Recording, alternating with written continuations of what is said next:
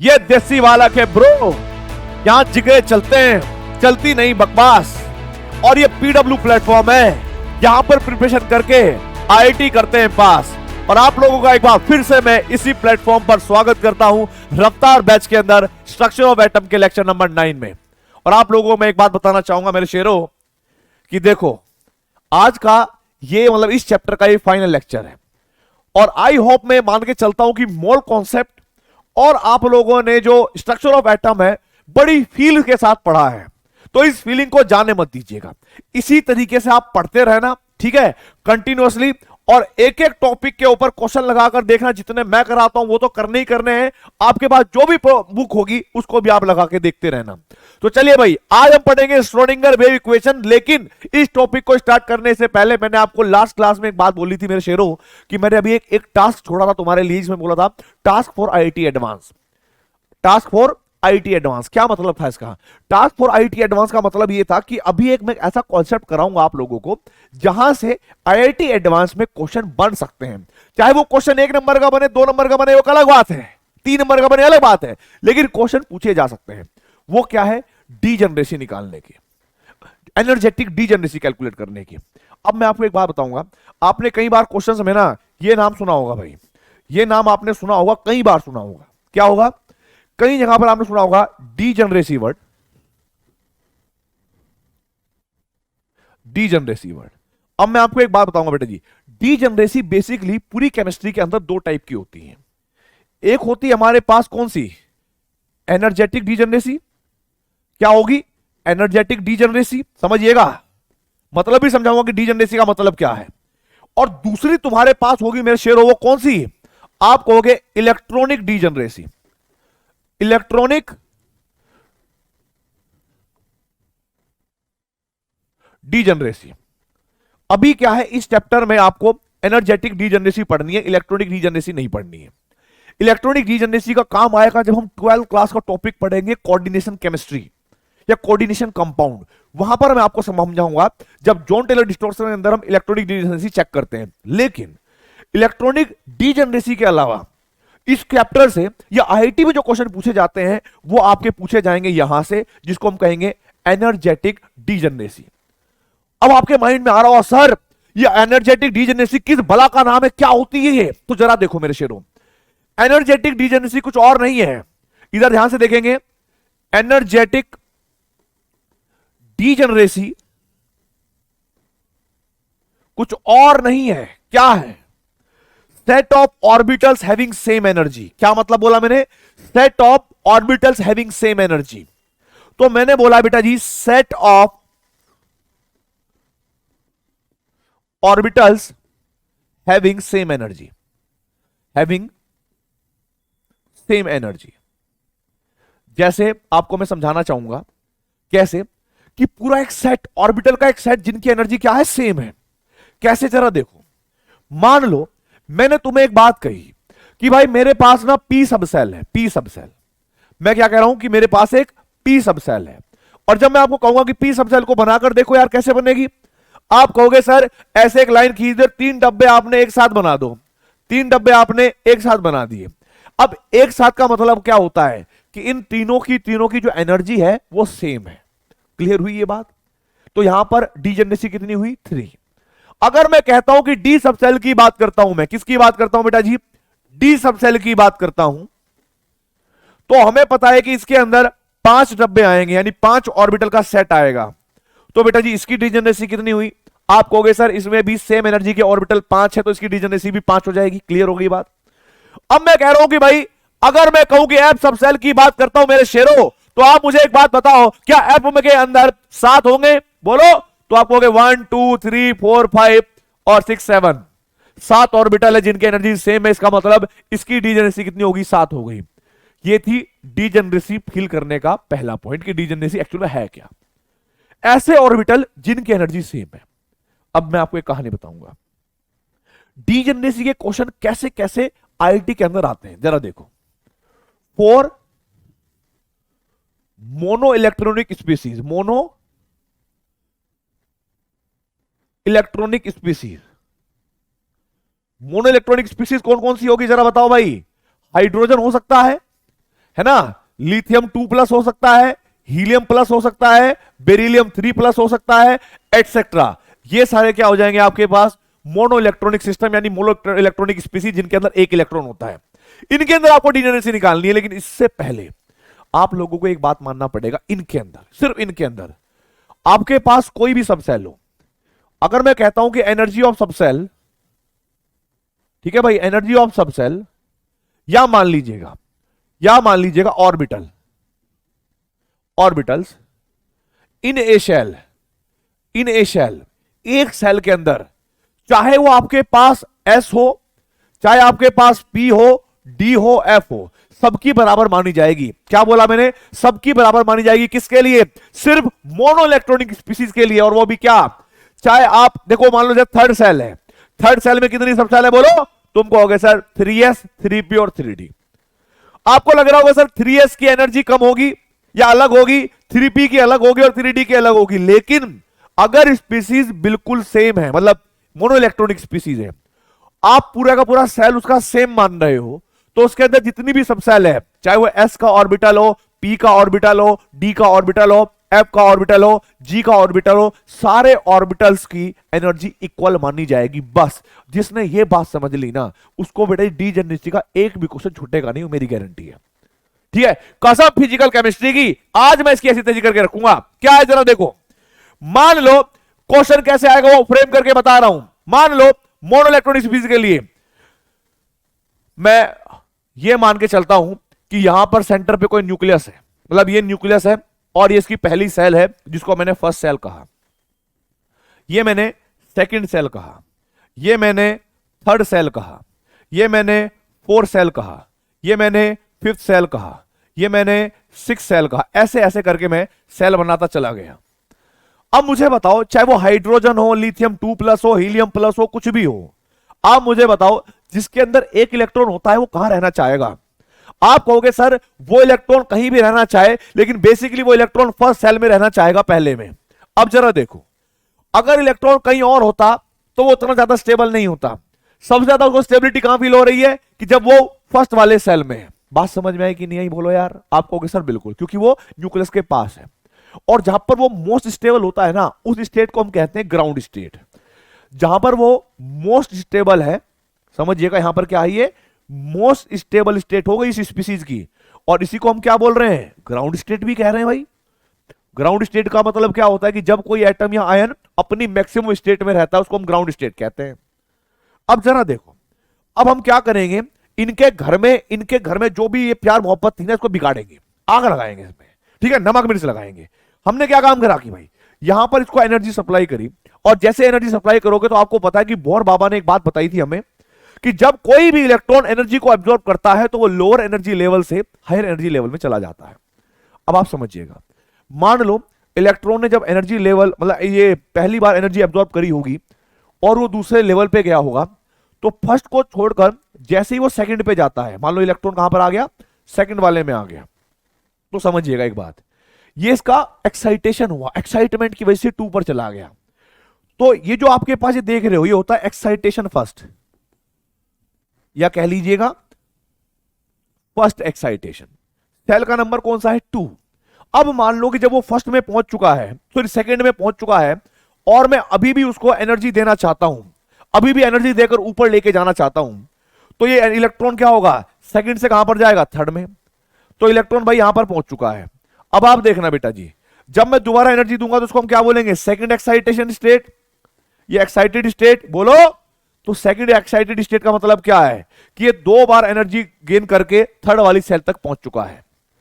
अब अगर मैं इसको एक्साइट और करना चाहता हूं और मैं और एनर्जी देना चाहता हूं, तो ये कौन सी स्टेट में जाएगा, सक्सेसिवली। आप कहोगे सर अगर इसको आप और एनर्जी दे दोगे, तो और एनर्जी देने के बाद ये ऊपर चला जाएगा इसमें, ठीक है, इस वाले में चला जाएगा, और जो फोर्थ नंबर वाली सेल होगी ना, ये थर्ड एक्साइटेशन के बाद आएगी, थर्ड एक्साइटेशन के बाद आएंगी। तो जो फोर्थ वाली सेल हुई, क्या इसको हम करेंगे थर्ड एक्साइटेड स्टेट, बोलो third excited state.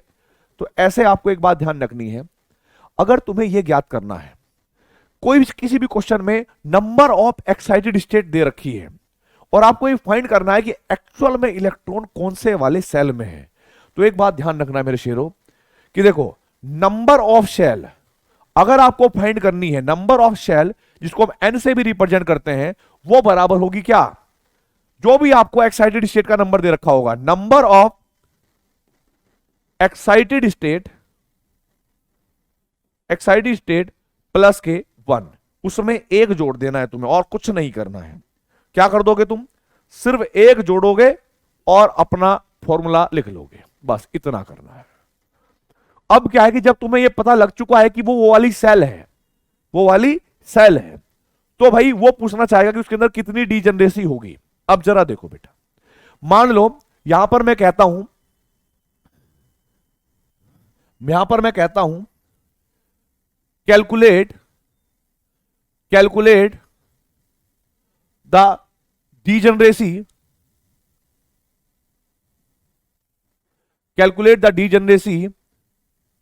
Of hydrogen atom in 6th या कह लीजिए इन 4th एक्साइटेड स्टेट।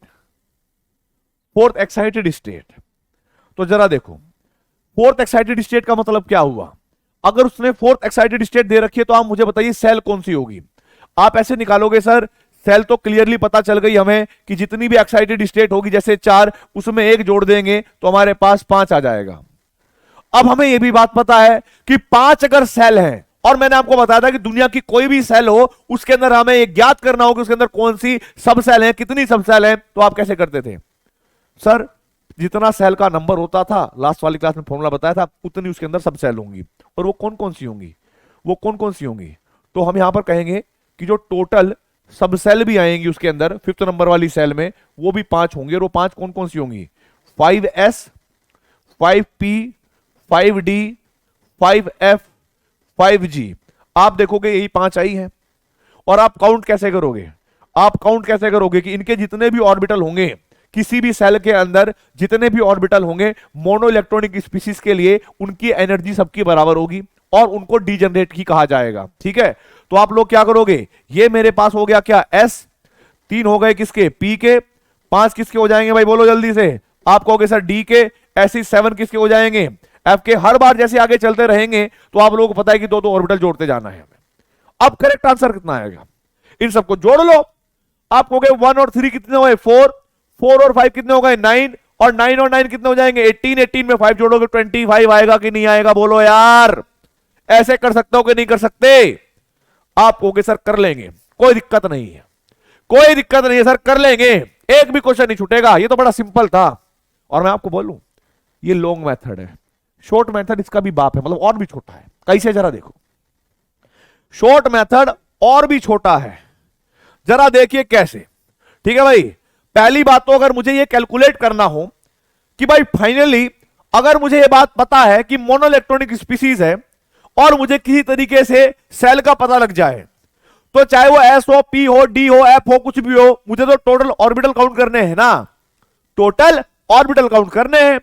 तो अगर मैं टोटल ऑर्बिटल काउंट कर लूं तो मुझे तो डायरेक्ट पता लग जाएगा कि सारे डीजनरेट है भाई, ये तो लगाओ आंसर डायरेक्ट। तो जरा देखो मेरे शेरों, मैं आपको एक फॉर्मूला बताऊंगा, total orbital in a shell.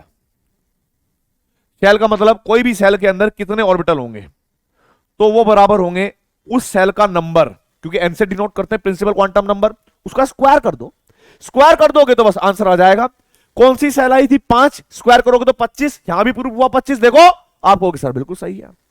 फिर तुम्हें लगेगा सर कहीं ये तुक्का तो नहीं है, मैंने कहा नहीं मेरे शेरों, तुक्का तो नहीं मरवाता मैं, ना ना, इतना कमजोर नहीं बनाऊंगा तुम्हें कि तुम्हें तुक्कों की जरूरत पड़े हुए मेरे होते हुए। इधर देखो, मान लो अगर मुझे निकालना पड़े total orbital in 4th shell calculate करना पड़े, तो तुम्हें पता क्या लगेगा कि सर 4th सेल का नंबर है, इसके अंदर टोटल सब सेल कितनी होंगी, 4 होंगी। कौन कौन सी होंगी, आप कहोगे सर अगर मैं सब सेल की बात करूं तो सब सेल भी 4 होंगी, और वो कौन कौन सी होंगी, 4s होगी सर, 4p होगी सर, 4d होगी सर, 4f होगी। हम लोग जानते हैं कि जब हम ऑर्बिटल काउंट की बात करते हैं तो s के अंदर कितने ऑर्बिटल होते हैं, आप कहते हो सर 1, और जैसे ही मैं ऐसे p पर जाऊंगा तो हर बार 2-2 ऑर्बिटल इंक्रीज होते चले जाएंगे। अगर इसमें 1 है तो यहां 3, यहां 5 और यहां 7 होंगे। जोड़ के देखो टोटल कितना आएगा, 16 आएगा। जोड़ के देखो 16 आएगा मेरे शेरों। और डायरेक्ट भी क्या बताया है, आप टोटल ऑर्बिटल काउंट कर लो भाई, टोटल ऑर्बिटल काउंट कर लो। एन स्क्वायर, यहां तक पढ़ाता नहीं है इतना कोई, इधर देखो एन स्क्वायर। क्या करोगे आप लोग, फोर्थ है 4 का स्क्वायर करो, आंसर डायरेक्ट 16 आ गया। देखो कितना सिंपल है यार, दिखाऊंगा आईटी जेई और एडवांस में पूछे गए क्वेश्चन है ये, ठीक है। तो मोनो इलेक्ट्रॉनिक स्पीसीज अगर है और कोई भी आप उसके अंदर डीजेनरेसी निकालना चाहते हैं एनर्जेटिक, तो आप डायरेक्ट निकाल लोगे। जैसे ये क्वेश्चन मैंने दिया था, calculate the degeneracy of hydrogen atom in fourth excited state. Excited state से क्या निकालोगे, सेल का नंबर। सेल क्या होगा, एक ज्यादा। 4 एक्साइटेड स्टेट का मतलब क्या हो गया, 5वीं सेल। 5वीं सेल में कितने ऑर्बिटल होंगे मोनो इलेक्ट्रॉनिक के लिए, बोलो। आप कहोगे सर 25, धड़ाधड़ आंसर लगाओ, 25 आ गया। इधर देखो, ये तो खैर क्लियर हो गया है। अब मैं आप लोगों से पूछ रहा हूं भाई, ये क्वेश्चन तुम्हें दे रहा हूं मैं, कैलकुलेट द एनर्जेटिक डीजेनरेसी। अगर एनर्जेटिक नहीं भी लिखा होगा तब भी उसको हम एनर्जेटिक ही मानेंगे, ठीक है भाई। Energetic degeneracy in 6th excited state, 6th excited state of hydrogen atom, ठीक है। और इस क्वेश्चन का नाम मेरे नाम पे है, चैट बॉक्स में बताना तुम्हें आंसर, ठीक है भाई। हर सर का आंसर जो है ये वाला, ये बताना है तुम्हें। करो, कोई दिक्कत नहीं, आसान होगा। आगे आ जाओ। अब आपके माइंड में एक डाउट हो रहा होगा सर, क्योंकि खेल डाउट का है, खेल उन 5 शब्दों का है जो चैलेंज करते हैं हर एक कॉन्सेप्ट को, कि अगर ऐसा है तो वैसा कैसा होगा। यानी माइंड में आप लोगों के चल रहा होगा, जो लोग मेरी सोच के साथ चल रहे हैं, जो लोग चाहते हैं कि हम भी सर की तरह ही सोचें कि भाई अगर मोनो इलेक्ट्रॉनिक के लिए ऐसा होता है तो मल्टी इलेक्ट्रॉनिक सिस्टम के लिए क्या होता होगा। अब फंसोगे सर आप, ये तो आपने सिखा दिया, बड़ा सिंपल था। आप मल्टी इलेक्ट्रॉनिक सिस्टम के लिए बताइए क्या होगा। तो देखो बेटा, एक बात मैं आपको बताना चाहता हूं, for multi electronic system, for multi electronic system कह लीजिए या स्पीसीज कह लीजिए, मैं इसको सिस्टम बोलता रहता हूं बार बार, आप लोग इसको स्पीसीज भी मान सकते हैं, कोई दिक्कत नहीं है। वैसे तो मैं डायग्राम आपको करवा चुका हूं, और मल्टी इलेक्ट्रॉनिक सिस्टम में ना एस की एनर्जी, पी की एनर्जी, डी की एनर्जी, एफ की एनर्जी अलग अलग होती है। तो ये बात क्लियर है, ये बात क्लियर है मेरे शेरों कि the energy of the subshells are different in a shell, ठीक है भाई। नोट पॉइंट में लिखवा देता हूं, द एनर्जी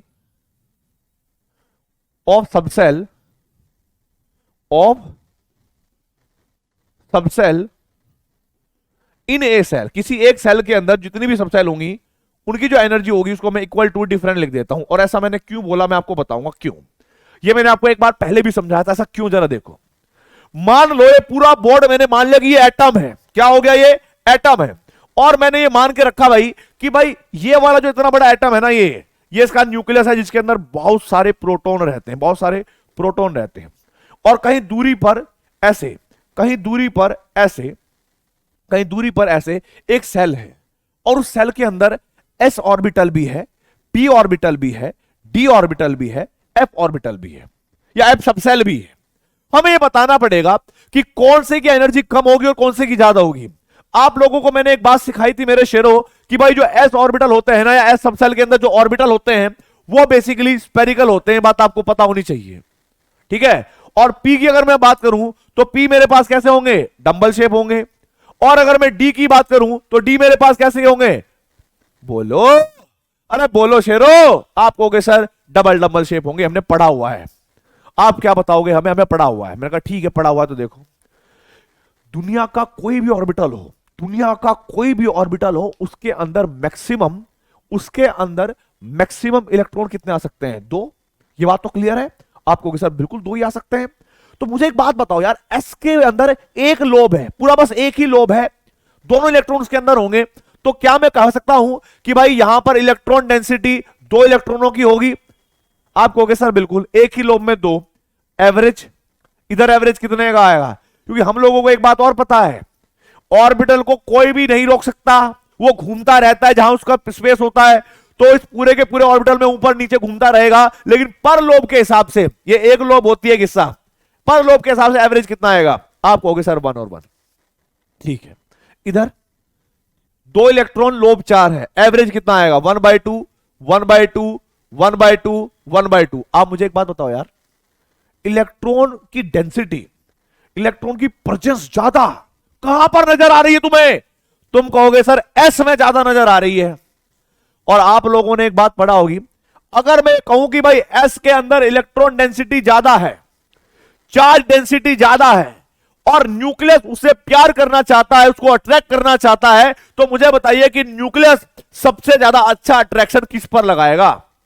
आप कहोगे सर एस पे ज्यादा अट्रैक्शन लगेगा, और एस पे क्योंकि ज्यादा अट्रैक्शन लगेगा इसीलिए एस न्यूक्लियस के ज्यादा क्लोज होगा। और जो ऑर्बिटल या जो सबसेल न्यूक्लियस से जितना ज्यादा क्लोज होती हैं, उनकी एनर्जी उतनी ही कम होती है और वो उतना ही ज्यादा स्टेबल भी होती है।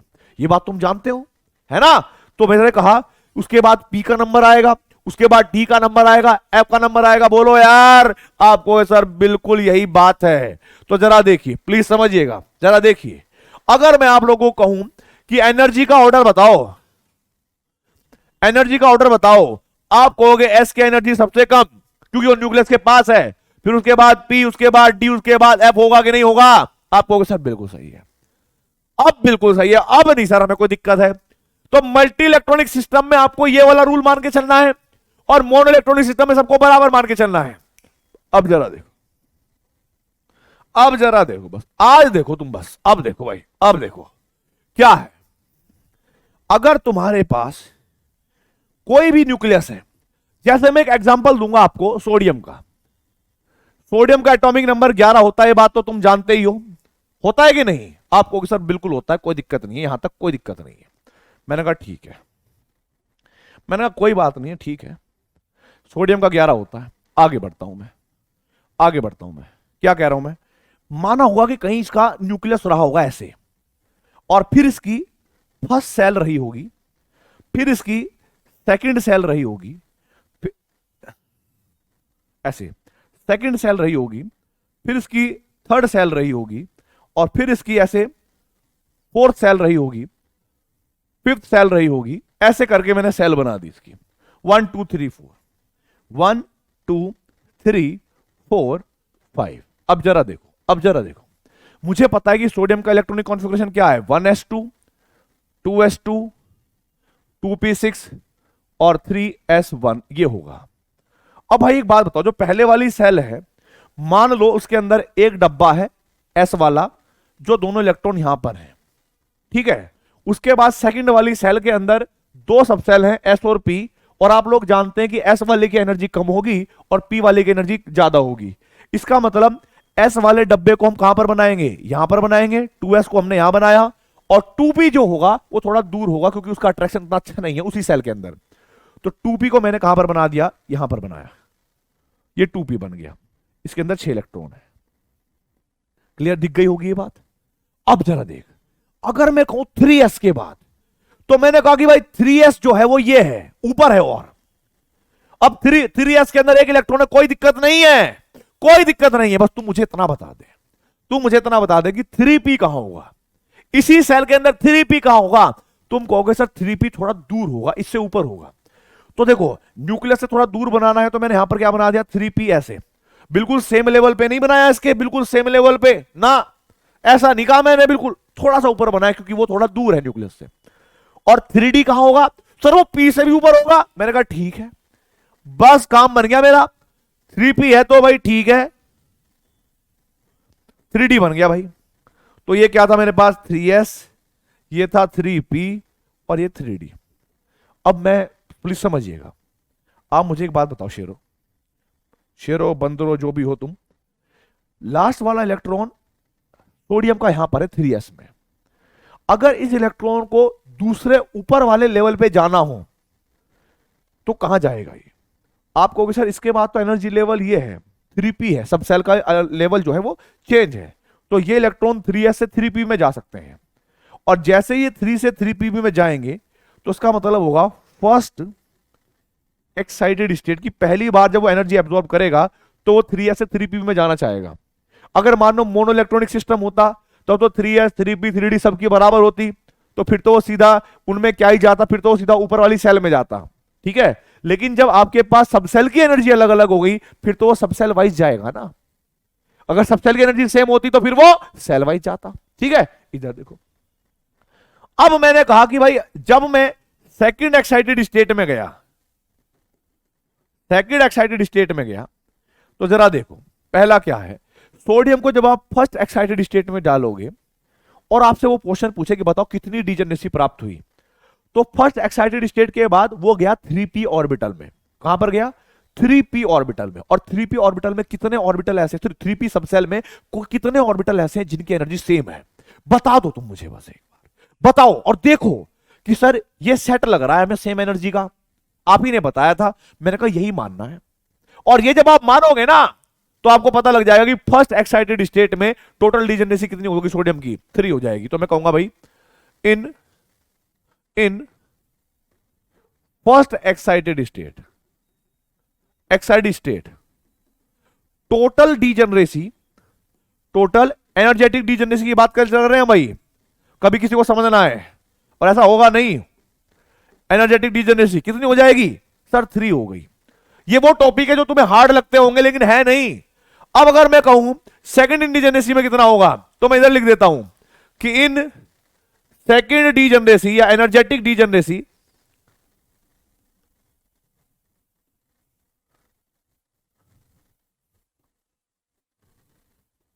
किसकी डीजनरेसी की बात करें? Of sodium is 5।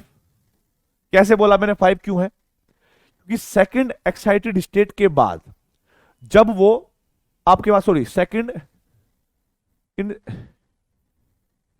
Excited state, ठीक है। अब यहां पर कहेंगे एनर्जेटिक, थोड़ी अंग्रेजी मेरी खतरनाक है ना तो कोई दिक्कत नहीं, मैनेज करना।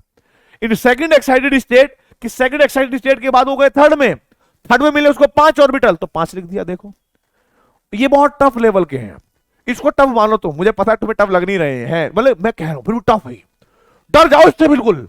ओहो, अरे ये तो हो गया ना।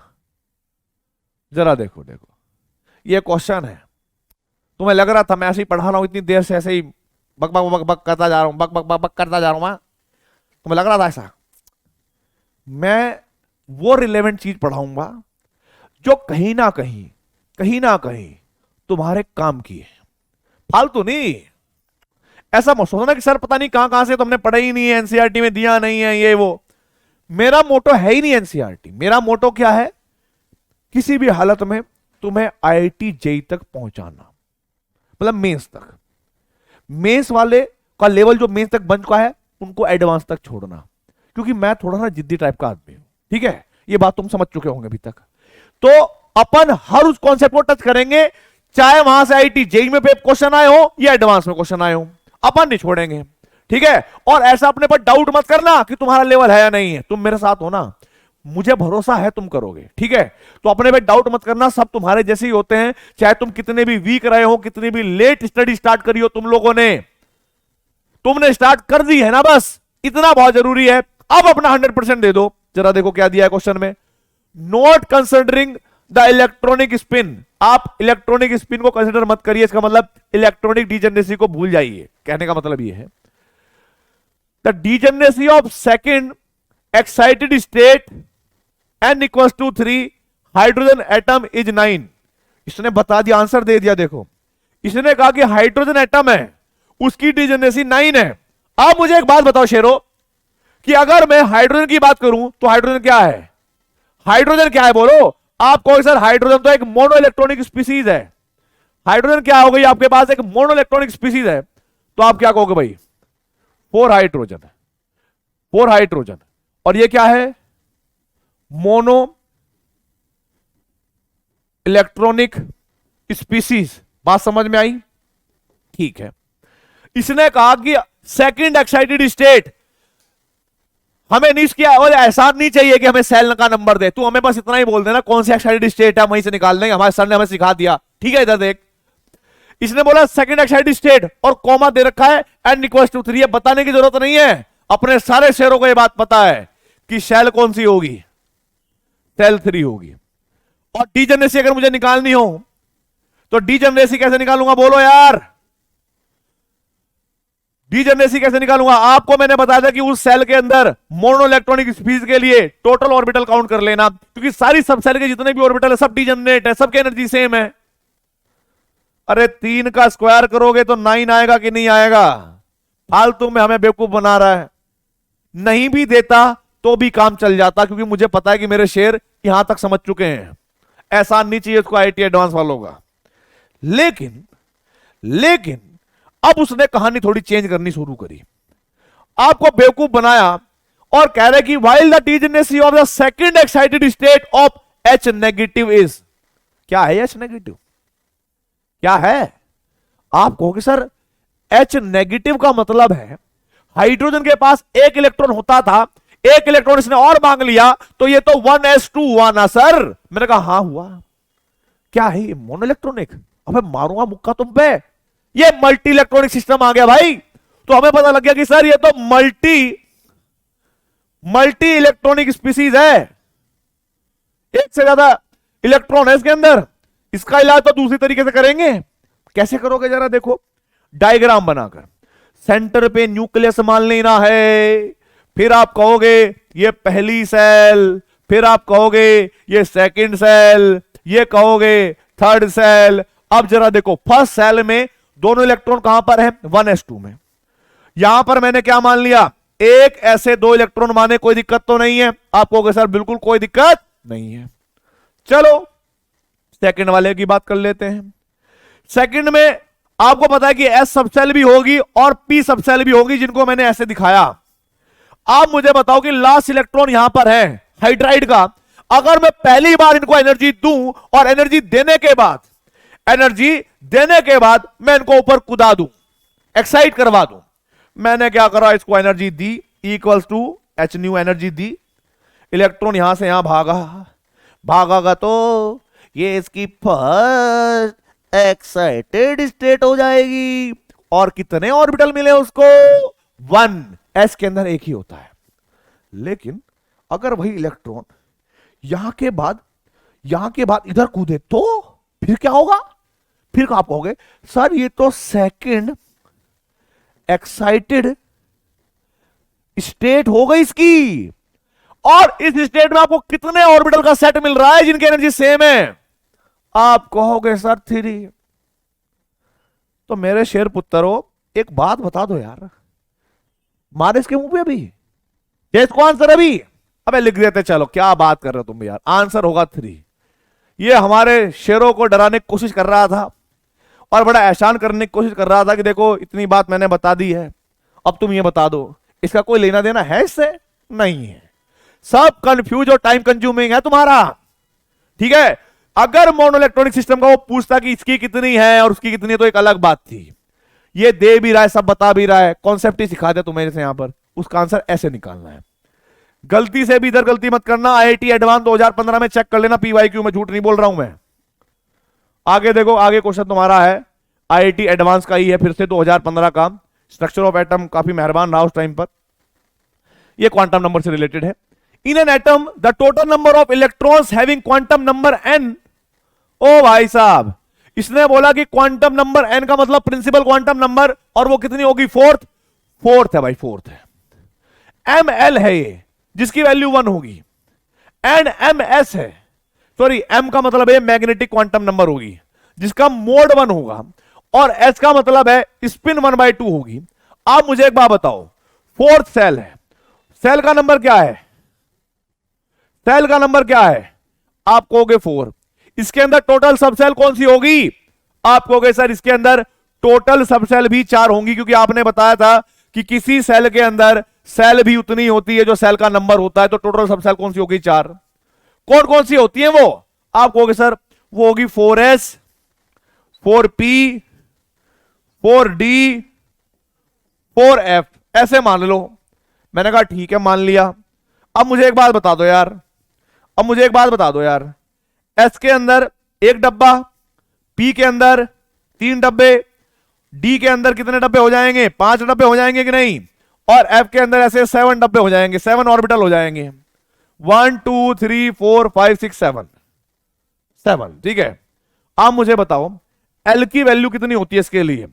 आपको कि सर एल की वैल्यू 0, इसके लिए एल की वैल्यू 1, इसके लिए एल की वैल्यू 2 और इसके लिए एल की वैल्यू 3 होगी। और जब आप इन ऑर्बिटल की मैग्नेटिक क्वांटम नंबर रखोगे तो आप लोग जानते होंगे इनकी जो मैग्नेटिक क्वांटम नंबर निकालने का तरीका मैंने आपको बताया था वो क्या था? -L से लेकर स्टार्ट करना है। क्या बताया था मैग्नेटिक क्वांटम नंबर निकालने का? कि -L में एक एक इंटीजर जोड़ना है, 0 तक पहुंचना है और फिर +L तक चले जाना है। तो आपने क्या बनाया यहां पर? 0 ही हो जाएगा, क्योंकि 0 का ना कोई माइनस होता ना कोई प्लस होता, तो 0 0 ही रख लिया। 1 को कैसे लिखोगे? -1 -1 0 +1, -2 -1 0 +1 +2, इधर -3 -2 -1 0 +1 +2 +3। यह कह रहा है कि उन ऑर्बिटल को सिलेक्ट करो जिनका मोड ऑफ m, चाहे वो -m हो या +m हो, उनको देख लो। तो मैंने क्या कर दिया? मैंने करा कि भाई ये ऑर्बिटल सेलेक्ट करेंगे, ये ऑर्बिटल सेलेक्ट करेंगे, ये ऑर्बिटल सेलेक्ट करेंगे, ये ऑर्बिटल सेलेक्ट करेंगे और ये ऐसे मेरे पास 6 ऑर्बिटल आ गए। अब उन 6 ऑर्बिटल में टोटल इलेक्ट्रॉन कितने आ सकते हैं? 12 इलेक्ट्रॉन। और उन 12 इलेक्ट्रॉन को अगर हम कंप्लीटली फिल करें भी तो कुछ क्लॉकवाइज होंगे, कुछ एंटी क्लॉकवाइज, कुछ की स्पिन क्वांटम नंबर +1/2 होगी और कुछ की -1/2। इसने स्पिन क्वांटम नंबर को भी अलग से दिया हुआ है, स्पिन क्वांटम नंबर को दिया हुआ है -1/2। तो सीधी सी बात है 12 में 6 +1/2 होंगे तो 6 तो -1/2 भी होंगे ना। वैसे मैंने बोल दिया, मेरे मुंह से आंसर निकल चुका है, पर ये आंसर टाइम के साथ, ये आंसर टाइम के साथ, और इस क्वेश्चन का नाम हो जाएगा बाहुबली क्वेश्चन। पहला हर्ष क्वेश्चन था, इसका नाम देंगे आप बाहुबली। इसका आंसर दोगे मुझे, ठीक है? IT advance 2015। और देखो, खुद पे बिलीव करो, खुद पे ट्रस्ट करो कि तुम कर सकते हो यार। काहे भरोसा नहीं कर रहे हो? ठीक है, कोशिश करो, कर सकते हो। और ऐसे और भी क्वेश्चन लगा के नहीं, कोशिश करते रहना। चलो आगे बढ़ो। जैसे आप आगे बढ़े, wave mechanical model, atomic model, ये डराएगा हमें। देखो, मैंने ना कल ये सोचा था कि मैं आपको श्रोडिंगर वेव इक्वेशन की ना सारी अंदर की चीजें करवा दूं। फिर मेरे माइंड में आया कि मैं आपको एक बड़ा लेक्चर लूं और इररिलेवेंट पढ़ाऊं, 2.5-3 घंटे आपको खराब करवाऊं, तो कोई फायदा नहीं है, मजा नहीं, क्योंकि ये है ही नहीं सिलेबस में एक तरीके से। हाँ, इसके ऊपर कई बार क्वेश्चन आ जाते हैं, कई बार क्वेश्चन आ जाते हैं। कैसे, जरा देखो। वो सिर्फ एनसीईआरटी बेस्ड आते हैं और कुछ एनसीईआरटी से हट के आएंगे। जितने टाइप के क्वेश्चन आएंगे वो मैं तुम्हें सिखाऊंगा, उसके पीछे एक रीजन भी है। अब आप लोगों ने एनसीईआरटी में कई बार इक्वेशन पढ़ी होगी और आप लोगों ने देखा होगा या कभी सोचा भी होगा कि जब आप कहते हैं स्कूल वाले टीचर की बेटा ये तो काम का नहीं है, ये छोड़ दो, इसको यहां से नहीं आएगा, मतलब इस टाइप से तो लाइट लाइट लेते हैं। बट मैं आपको बताता हूं, क्वांटम वेव मैकेनिकल मॉडल की जो इक्वेशन है, श्रोडिंगर वेव इक्वेशन, वो उसके अंदर नॉर्मल मैथमेटिक्स नहीं लगता। उसमें ये मैथमेटिक्स नहीं लगता कि a + b का होल स्क्वायर बराबर a² + b² + 2ab, ना a³ - b³ का फॉर्मूला लगता जो आप पढ़े हुए होते हो, ना पाइथागोरस थ्योरम लगती है, ऐसा कुछ नहीं होता वहां पे। एक्चुअल में क्या होता है कि क्वांटम एक अलग दुनिया का नाम है जो माइक्रोस्कोपिक चीजों के लिए यूज की जाती है, और जो लार्ज ऑब्जेक्ट के लिए यूज करते हैं हम लोग, वो होते हैं क्लासिकल। यानी यहां पर जो आप मैथमेटिक्स पढ़ रहे हो ना अभी, वो क्लासिकल मैथमेटिक्स है। अभी आपने क्वांटम मैथमेटिक्स का 0 भी नहीं पढ़ा है, 0 भी कुछ नहीं पढ़ा है तुमने। इसीलिए बहुत सारे लोग इस चीज सोचते हैं कि यार फालतू में क्वांटम बच्चों को आती नहीं है, तो क्वांटम की हम कैसे डेरिवेशन ये समझ पाएंगे। मैं समझा देता तुम्हें, मैं कसम खा के, फिजिकल केमिस्ट्री कसम मैं करवा देता, लेकिन फिर मैंने सोचा कि इसका कोई फायदा नहीं है। लेकिन हाँ, ये इक्वेशन तुम अगर याद रखोगे और इस इक्वेशन के बेस पर मैं आपको ये बताऊंगा कि कैसे कैसे कैसे क्वेश्चन आएंगे, उन क्वेश्चन को अगर डील करना शुरू कर दूंगा, ठीक है भाई, तो मैं गारंटी ये दे सकता हूं, आईआईटी जेईई हो, एडवांस हो, नीट हो, कहीं भी हो, धरती का कोई भी क्वेश्चन जो 11वीं 12वीं के लेवल पे होता है, एक भी क्वेश्चन में छुड़वाऊंगा नहीं। ऐसा नहीं होगा कि तुम्हारा कोई भी क्वेश्चन रह जाएगा। क्वेश्चन कराने का तरीका मैं आपको बताऊंगा, ठीक है? तो डेरिवेशन के पीछे अभी भागना नहीं, क्योंकि आपको क्वांटम मैथमेटिक्स अभी नहीं आता है, ठीक है? इसमें बहुत फिजिक्स यूज होती है। मैं आपको एक बात बताना चाहूंगा बेटा जी, एक इक्वेशन है जो आपको दे रखी है कहां पर, बुक के अंदर, एनसीईआरटी में भी दे रखी होगी, आप देख लेना, ठीक है। उसको हम कह सकते हैं श्रोडिंगर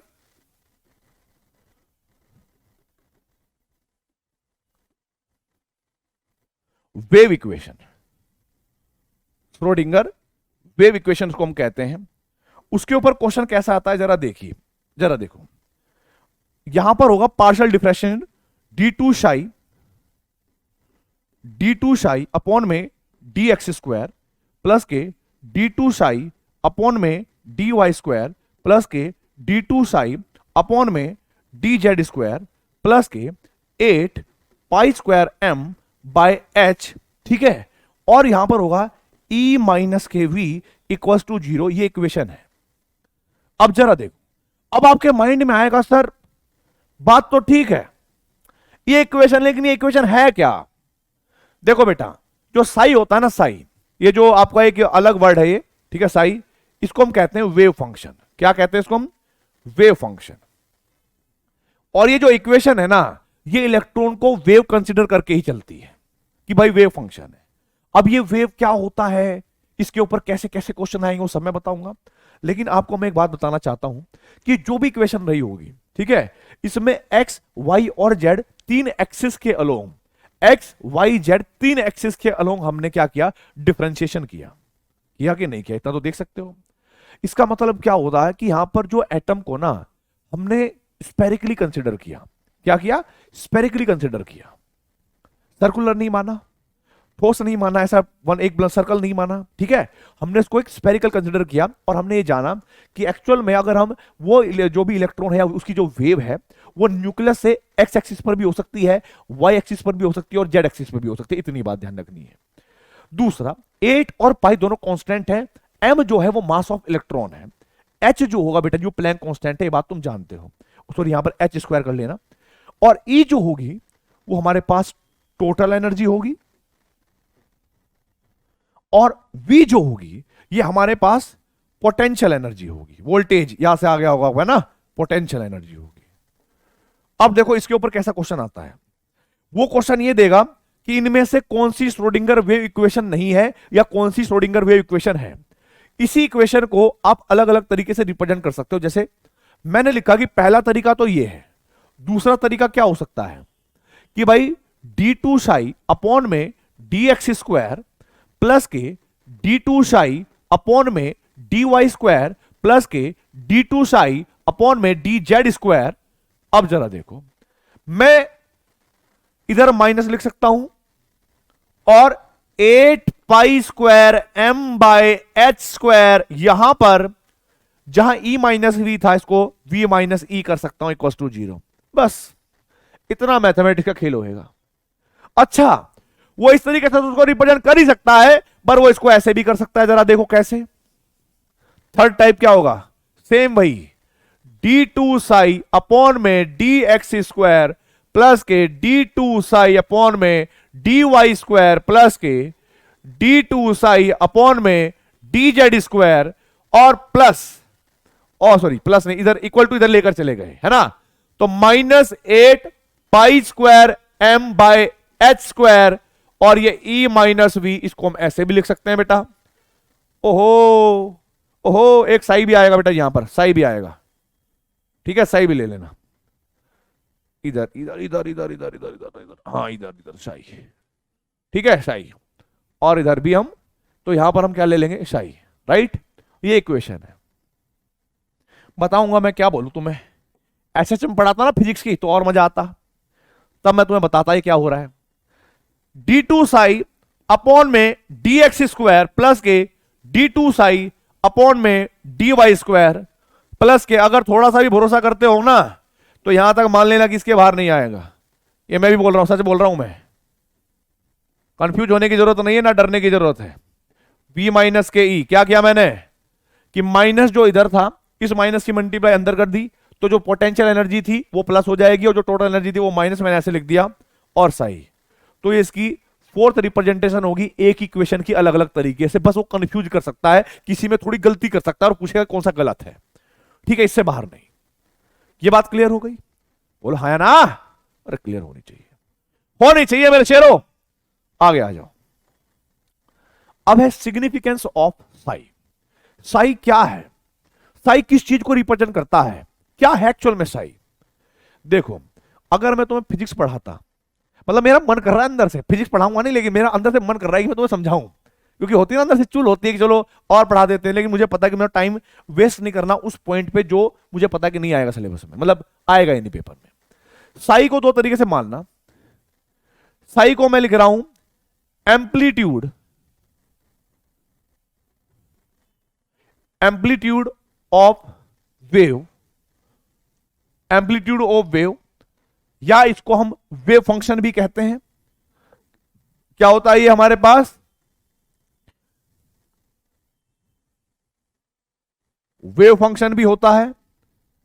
अभी ना आपको पता नहीं लगा ये, अभी आपको ये पता ही नहीं लगा होगा ना कि ये amplitude of wave, wave function क्या है, सब बाहर है। अब मैं आपको बताता हूं, अब आपको कैसे समझ में आएगा। इसको गधो तुम ऑर्बिटल मान लेना बस, कि जो साई है कुछ और नहीं है, ये बेसिकली रिप्रेजेंटेशन ऑफ ऑर्बिटल है, रिप्रेजेंटेशन ऑफ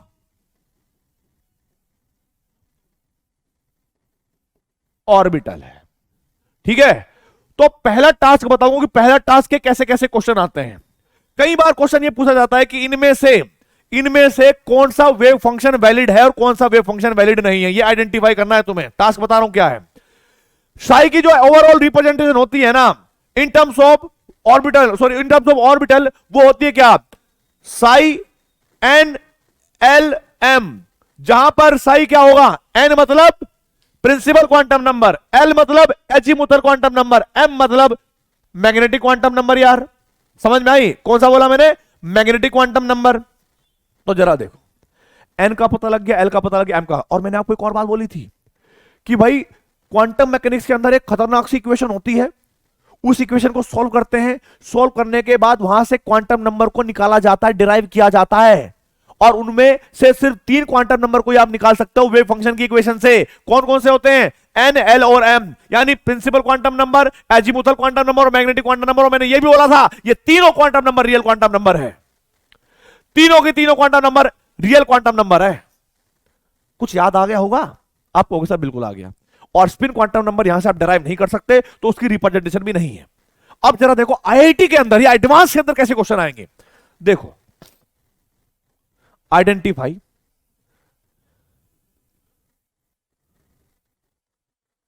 अरे अंग्रेजी कहां चली गई मेरी, आ जा। आइडेंटिफाई द वैलिड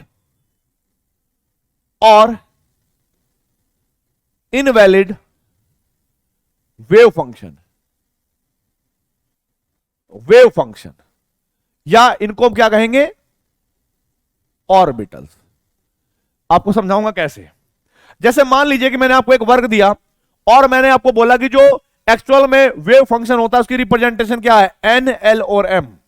ठीक है, और यहां पर पहला दिया गया क्या, यहां पर लिखा है साई 1 0 0, दूसरा मैंने दे रखा है साई 1 2 1, थर्ड दे रखा है साई 2 0 1। ठीक है भाई, 2 0 1। फोर्थ मैंने दे रखा है साई 2 1 0। ठीक है, 2 1 0।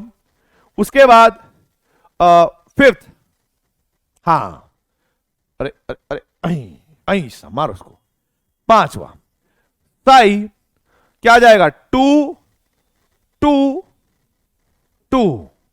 6 में साई 3 0 0।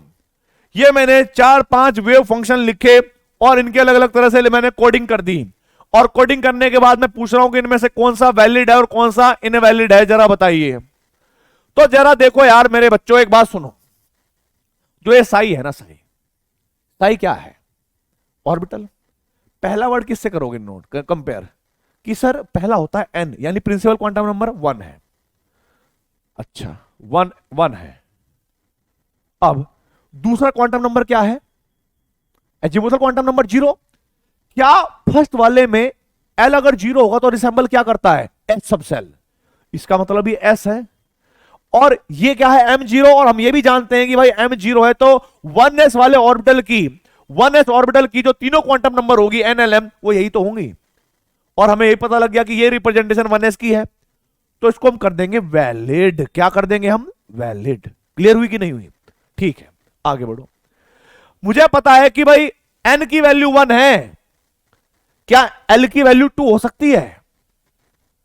मैंने आपको बताया था किसी भी सेल के अंदर l की जो मैक्सिमम वैल्यू होगी, अगर आपको याद होगा l मैक्सिमम अगर आप निकालते थे तो n-1 करते थे। मैक्सिमम वैल्यू आपके पास n-1 होती थी, यहां पर तो n जितना उसके बाद और ज्यादा बड़ी हो गई l की वैल्यू, l मैक्सिमम की वैल्यू। तो एक तरीके से क्या, आप खुद समझिएगा, 1 का मतलब क्या हुआ? सेल। l अगर 2 होगा तो इसका मतलब क्या हुआ? 2 का मतलब क्या होता है? l2 कब होता है? जब d होता है। आप मुझे बताओ क्या 1d होता है? आप मुझे बताओ क्या 1d होता है? आप कहोगे नहीं होता सर, इसका मतलब ये क्या हो जाएगा? इनवैलिड। ये रियल नहीं है, इनवैलिड हो गया। आगे देखो 201, 201, 2 का मतलब क्या हुआ? सेकंड सेल है, L0 है का मतलब S है, और S के लिए M की वैल्यू क्या होती है? -L से लेकर +L, जीरो कंसीडर करते हैं हम। जिसके लिए एजीमुथल क्वांटम नंबर ही 0 हो उसके लिए मैग्नेटिक क्वांटम नंबर कभी देखिए 1 हो जाएगी? नहीं, -L से लेकर 0 और +L तक जाती है, इसका मतलब नहीं, ये नहीं हो सकता, तो ये भी क्या हो जाएगा? इनवैलिड। आपको ये चीजें कोई नहीं सिखाएगा इतने आसानी से, ठीक है? मैं बता रहा हूं और आप लोग सीख रहे हो, ये मेरे को लग रहा है, अंदर से पता है मुझे कि तुम सीख रहे हो, चीज को आसान लग रहा है तुम्हें। सेकंड क्या है? सेकंड सेल है ना, p ऑर्बिटल है, l की वैल्यू 1 है तो p ऑर्बिटल होगा। बोलो यार, आपको गया सर बिल्कुल p ऑर्बिटल है, और p में तो 0 वैल्यू होती है ना मैग्नेटिक क्वांटम नंबर। आप लोगों ने पढ़ा होगा कि p के अंदर सर ऐसे 3 ऑर्बिटल होते हैं, 1 2 3, एक का होगा -1, 0 और +1, यानी 0 वैलिड है। तो आप कहोगे सर ये भी वैलिड है, ये भी वैलिड है। आगे आ जाइए भाई पांचवे के लिए। पांचवे के लिए n अगर सेम है तो 2 हो गया, l अगर 2 हो तो 2d आएगा। क्या तुम्हें पता है 2d होता है? आप कहोगे नहीं होता, तो इसको क्या लिखेंगे? इनवैलिड। नहीं होता भाई, नहीं माना जाएगा। हम क्यों माने तुम्हारी बात? 3 है, थर्ड सेल है, L0 है, पॉसिबल है क्योंकि L की वैल्यू n से कम है, s ऑर्बिटल है, m अगर 0 है तो रिप्रेजेंट कर रहा है ना कि भाई s के लिए m की वैल्यू होती 0 है, तो ये भी क्या आ जाएगा? वैलिड। आप मुझे कमेंट बॉक्स में, चैट बॉक्स में टाइम के साथ बताएंगे ये वाला कॉन्सेप्ट हमें समझ में आ गया सर। अगर कोई 4 वेव फंक्शन दे रखे होंगे और वो पूछेगा कि बताइए कौन सा वेव फंक्शन 1s ऑर्बिटल को रिप्रेजेंट करता है, तो 1s के लिए आप तीनों क्या कर लोगे? तीनों क्वांटम नंबर निकाल लोगे, nlm कंपेयर कर लोगे, आंसर लगाओगे कि नहीं लगाओगे यार? आप वो सर बिल्कुल लगा लेंगे। अगर कोई आपको कहता है कि 3s के लिए कौन सा वेव फंक्शन होगा, तो 3s के लिए आप क्या करोगे? तीनों क्वांटम नंबर निकाल लो, 3 प्रिंसिपल क्वांटम नंबर, ठीक है भाई। p उसके लिए 0 होगी, और l 0 होगी, और m भी 0 होगी, तो 3 0 0 होगा कि नहीं होगा? अच्छा समझाता हूं, देखो जैसे मान लीजिए दे रखा है what will be the Sai, या कैसे कीजिए, representation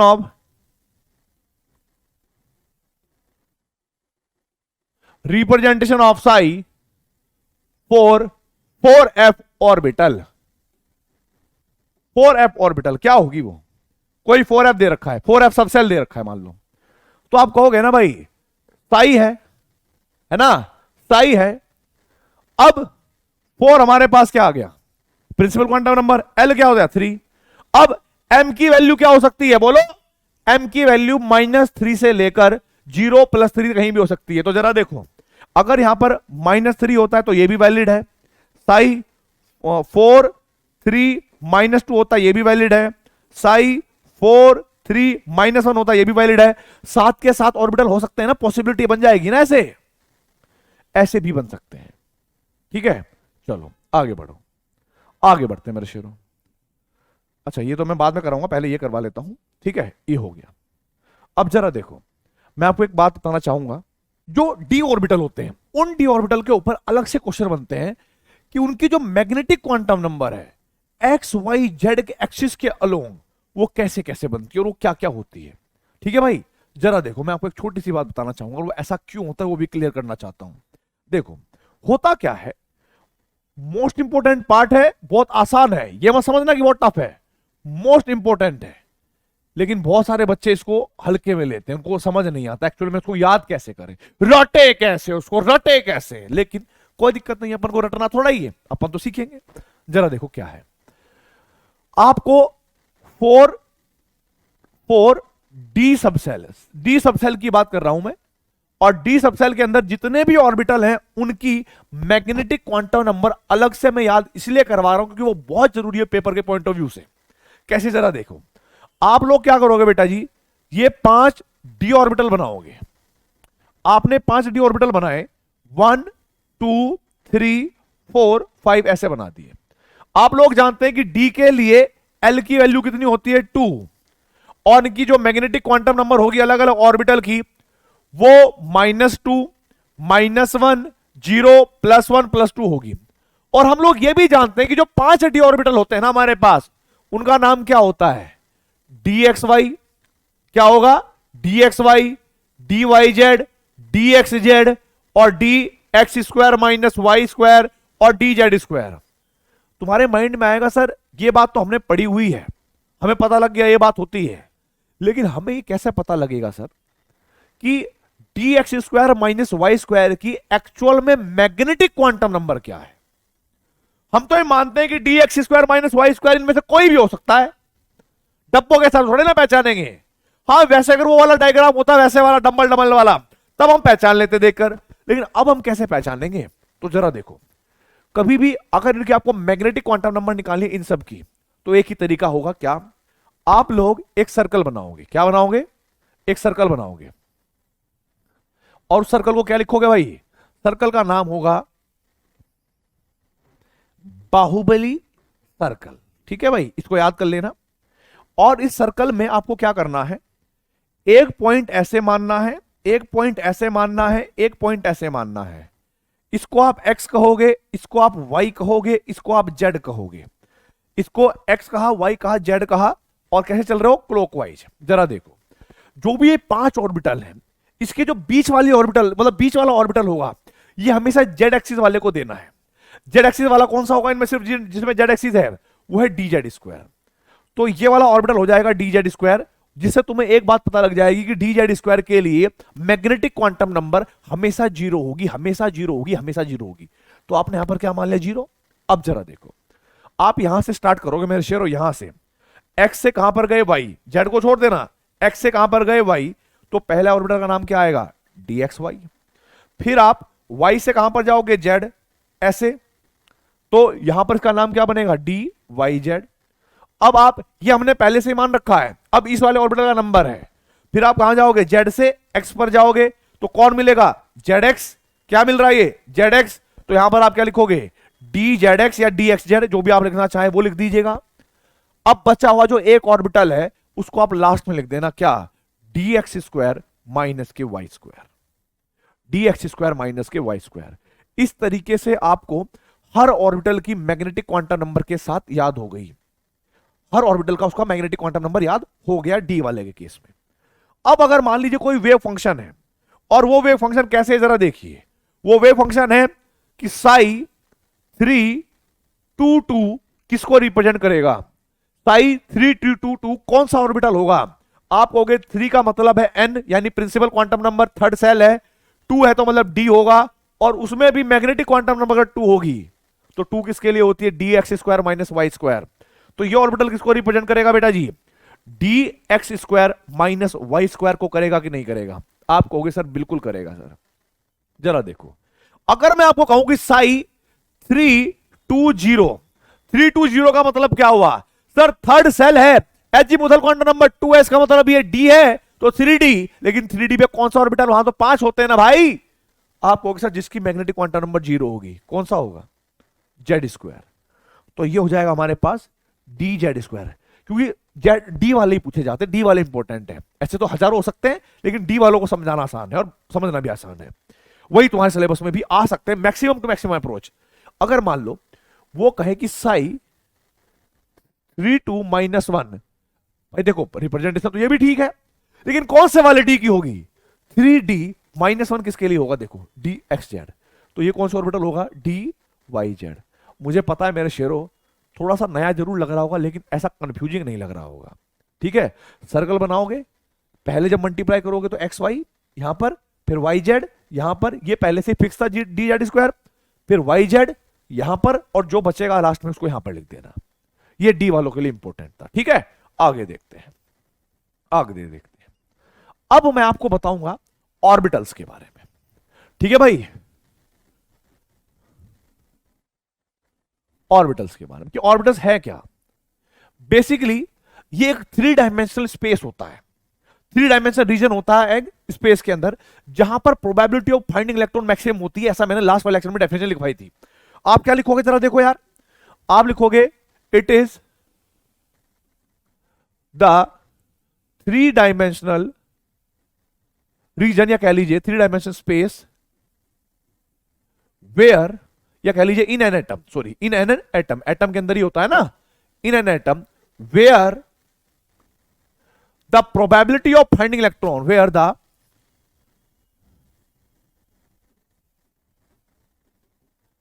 probability of finding an electron is maximum। क्या बोला मैंने, इज मैक्सिमम, ये बात ध्यान रखना।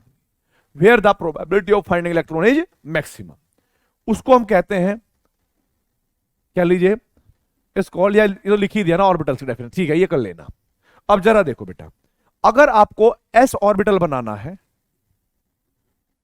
तो एस ऑर्बिटल आपके पास स्पेरिकल होगा, ये बात ध्यान रखना। इसको हम स्पेरिकल कहेंगे। ठीक है भाई, या फिर इसको हम नॉन डायरेक्शनल भी कहते हैं।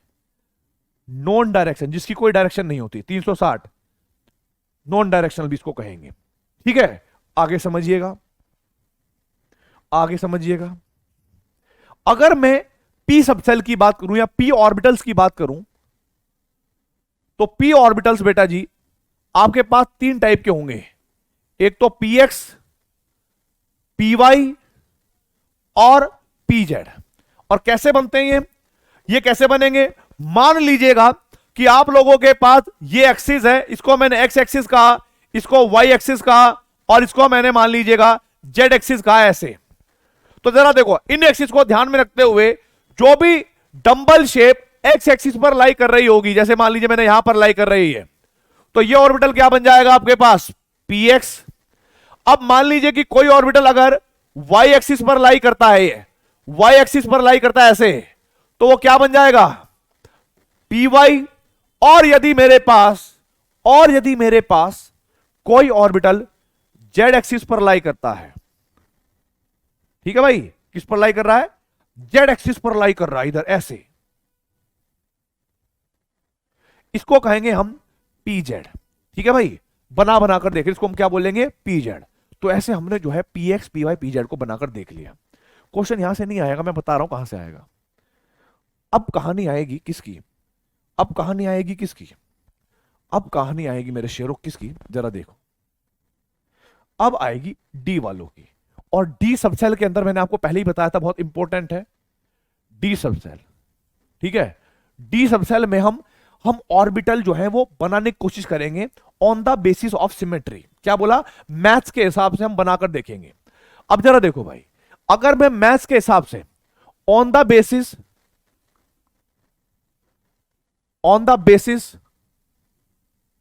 ऑफ मैथमेटिक्स या सिमेट्री मान लीजिए, सिमेट्री ज्यादा अच्छा समझ में आएगा आपको, on the basis of symmetry. अब आप समझने की कोशिश करिएगा, कोई भी डबल डंबल शेप, अगर मान लो आपके पास 2 एक्सिस हैं, एक एक्सिस को मैंने एक्स एक्सिस कहा, दूसरे एक्सिस को मैंने वाई एक्सिस कहा, और डबल डंबल शेप इनके बीच में इस तरह से लाई करती हैं। जो डबल डंबल शेप है वो एक्स और वाई एक्सिस के बीच में अगर आती है, तब उस ऑर्बिटल को हम कहेंगे डी एक्स वाई। यहां तक कोई दिक्कत किसी को होनी नहीं चाहिए। आगे जरा देखो, अगर मान लो मेरे शेरों कि मैं उन 2 एक्सिस को, एक को वाई मान लूं और एक को जेड मान लूं, और डबल डंबल शेप इन दोनों के बीच में लाई करवाऊं, तो आप क्या कहोगे, आप कहोगे सर आप ऐसा कर लीजिए कि जो इनकी लोब्स होंगी ना, वो वाई और जेड एक्सिस के बीच में है। इसका मतलब क्या हुआ इसका मतलब ये हुआ कि ये डी वाई जेड हो गए, ये डी वाई जेड हो गए। आगे बढ़ते हैं, आगे बढ़ते हैं। अब यहां पर जब मैं बात करूंगा किसकी, यहां पर जब मैं बात करूंगा इसकी भाई, जब मेरे पास एक एक्सिस एक्स हो, दूसरा एक्सिस जेड हो और मैं इनके बीच में बनाना चाहता हूं डबल डंबल, तो क्या वो डबल डंबल कुछ इस तरीके का बनेगा? आप कहोगे सर बिल्कुल बन जाएगा। तो क्या मैं इसको कहूंगा कि ये डी वाई जेड हो गया? आप कहोगे सर ये तीनों ऑर्बिटल तो हमें समझ में आ गए, यही होने चाहिए थे। अब मैं आपको एक कहानी बताना चाहता हूं। जब मैं एक्सिस के ऊपर बनाऊंगा, एक्सिस के अलोंग बनाऊंगा, तो आप लोग ये समझोगे कि सर अगर मैं d x square minus y square बनाना चाहूं, और जो कि मैंने एनसीईआरटी में पढ़ा भी हुआ है, तो क्या मैं इस एक्सिस को एक्स एक्सिस और इसको मैं वाई एक्सिस अगर मान लूं, और मुझे पता है सर आपने हमें पढ़ाया था या किसी ने भी पढ़ाया था, ये जो ऑर्बिटल है ये एक्स एक्सिस और वाई एक्सिस पर बिल्कुल सेम टू सेम लगा होता है, एक्स एक्सिस और वाई एक्सिस पर लगा होता है, जिसको हमने क्या कहा, d x square minus y square. लेकिन क्या तुम्हारे माइंड में कभी ये डाउट नहीं आया, ये कंफ्यूजन नहीं आया कि सर अगर हम ऐसा कर दें, अगर हम ऐसा कर दें कि ये मान लो हमारे पास एक्सिस है, इस एक्सिस को हमने एक्स मान लिया, इस एक्सिस को हमने जेड मान लिया, और हम यहां पर डबल डंबल शेप बनाएं, डबल डंबल शेप बनाएं, तो क्या मैं इसको D x square minus z square बोल सकता हूं क्या? मैं कह रहा हूं कि हां बोल सकता है। सिमेट्री के बेस पे सच है ये बात, सिमेट्री के बेस पे बिल्कुल सच है बात। लेकिन एक और पॉसिबिलिटी भी है एक्सियल की, कि सर अगर मैं ऐसे कर लूं, अगर मैं ऐसे कर लूं कि इसको वाई एक्सिस और इसको जेड एक्सिस मान लूं, और फिर उसके बाद इनके ऊपर ऐसे ऑर्बिटल बना लूं, डबल नंबर बना लूं, तो क्या मैं इसको डी वाई स्क्वायर और जेड स्क्वायर कह सकता हूं क्या? मैं कहूंगा कि हां तू ये कह सकता है, अभी तू बिल्कुल ठीक है। लेकिन एक बात मैं आपको बताना चाहूंगा, सिमेट्री के बेस पे हम total 6 P orbital D orbital बना सकते हैं on the basis of symmetry. जरा देखो, 3 यहां पर बने और 3 यहां पर बने, सिमेट्री के बेस पर कितने डी ऑर्बिटल हो सकते हैं? 6। लेकिन आप लोगों ने एक बात पढ़ी होगी क्वांटम के अकॉर्डिंग, अकॉर्डिंग टू क्वांटम क्या था? अकॉर्डिंग टू क्वांटम क्या था? टोटल ऑर्बिटल इन ए सब सेल, इन ए सब सेल, वो क्या होते हैं? आप कहोगे 2l+1, और हम लोग जानते हैं कि डी के लिए एल की वैल्यू कितनी है? 2, तो 2 इन 2 में 2+1 कितने रह जाएंगे? 5। भाई 5 ही हो सकते हैं ना। सिमेट्री के बेसिस पे और पेपर के ऊपर आप 6 टाइप के बना सकते हो, लेकिन क्वांटम कह रही है कि नहीं 5 ही बनेंगे, तो ये रियलिटी बताएगी आपको। तो बेसिकली क्या हुआ, हमने इन दोनों ऑर्बिटल को मिक्स करके एक नया ऑर्बिटल बनाया, एक ऑर्बिटल बना, और पता है क्या है वो? ये एक्चुअली में दोनों के दोनों, ये दोनों के दोनों मर्ज हो गए। कौन कौन से? D x square minus y square और d y square minus z square, और इन दोनों के मिक्स के बाद एक नया ऑर्बिटल बना जिसका नाम था सन्नी देओल का भाई। कौन सा ऑर्बिटल होगा वो? कि जो जेड एक्सिस पर अगर आप देखते हो कभी इस टाइप का, जिसको हम डोनट शेप भी कहते हैं, इस टाइप का, ठीक है भाई, ये ऑर्बिटल बना। तो इन दोनों के मिक्सचर से ये वाला बना, और जिसको हम क्या कहेंगे?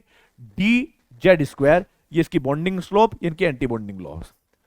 ठीक है, जब कभी भी मैं आपको, मतलब मैं तो नहीं पढ़ाऊंगा इस पार्ट को, ठीक है, अगर मैं आपको वेव पढ़ाता, कंस्ट्रक्टिव इंटरफेरेंस, डिस्ट्रक्टिव इंटरफेरेंस कराता और ऑर्बिटल का इंटरेक्शन पढ़ाता, तब मैं आपको ये बताता कि कैसा बना होगा। ठीक है, लेकिन कोई दिक्कत नहीं है, अभी बस ये मान के चलना है सर कि हमने बुक में ये देखा है, ये देखा है, ये देखा है, ये भी देखा है, आपने ये बनाए पर ये देखे नहीं है।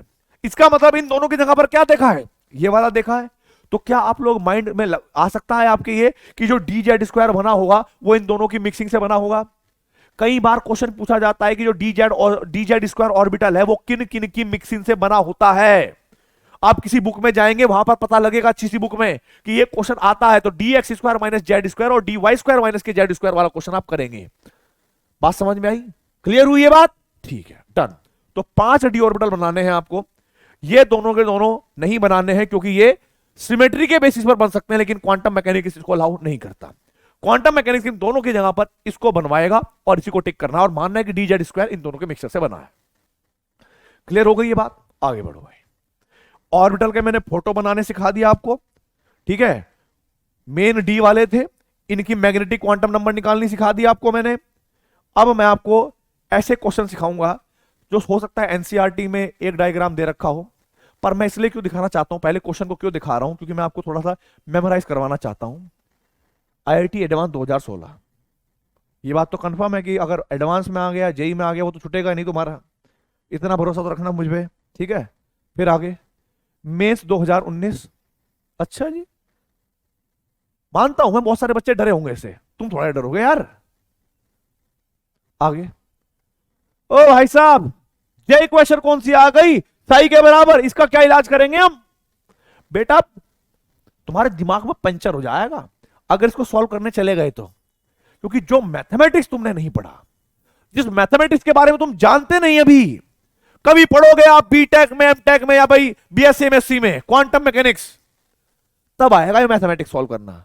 अभी तो बेटा तुम फुर हो जाओगे। लेकिन फिर भी क्वेश्चन आया और आईआईटी एडवांस 2004 का है, इजी क्वेश्चन नहीं था, लेकिन बताऊंगा कैसे करना है। अच्छा, फिर तो थैंक यू ही बोलूंगा मैं, और क्या ही बोल सकता हूं। इधर देखो, इधर देखो मेरे शेरों। अब जो है मैं आपको एक बात बताना चाहता हूं। जैसे मैंने आपको बताया ना कि साई क्या होता है, साई वेव फंक्शन है, बताया था मैंने ये बात आपको, चैट बॉक्स में बताना हाँ या ना, बताया था ना? हाँ। दूसरा मैंने बताया था कि ये रिप्रेजेंटेशन ऑफ ऑर्बिटल भी है, रिप्रेजेंटेशन ऑफ ऑर्बिटल भी, ये मैंने पढ़ाया था आपको, बहुत अच्छे से पढ़ाया था मेरे शेरों, रिप्रेजेंटेशन ऑफ ऑर्बिटल भी है। अब जरा देखो, ये अगर मैं साई स्क्वायर कर दूं ना, साई स्क्वायर, तो साई स्क्वायर का मतलब समझना क्या होता है। इसका मतलब हो जाएगा probability of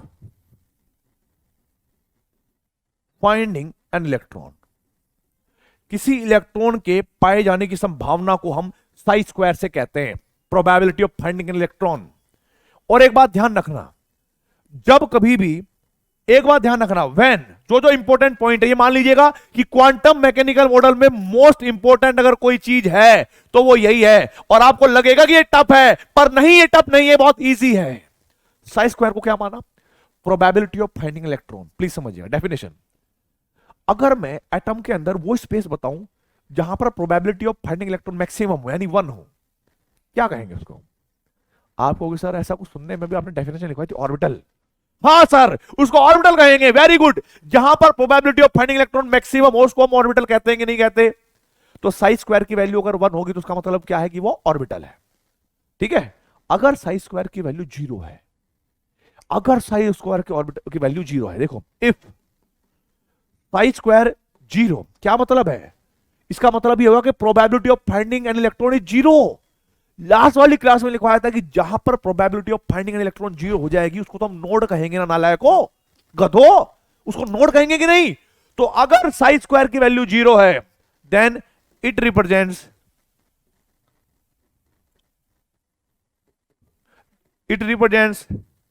their is a node, वहां पर कोई नोड होंगी, नोड जहां पर प्रोबेबिलिटी ऑफ फाइंडिंग इलेक्ट्रॉन 0 होगी। ये बात ध्यान रखनी है, ठीक है।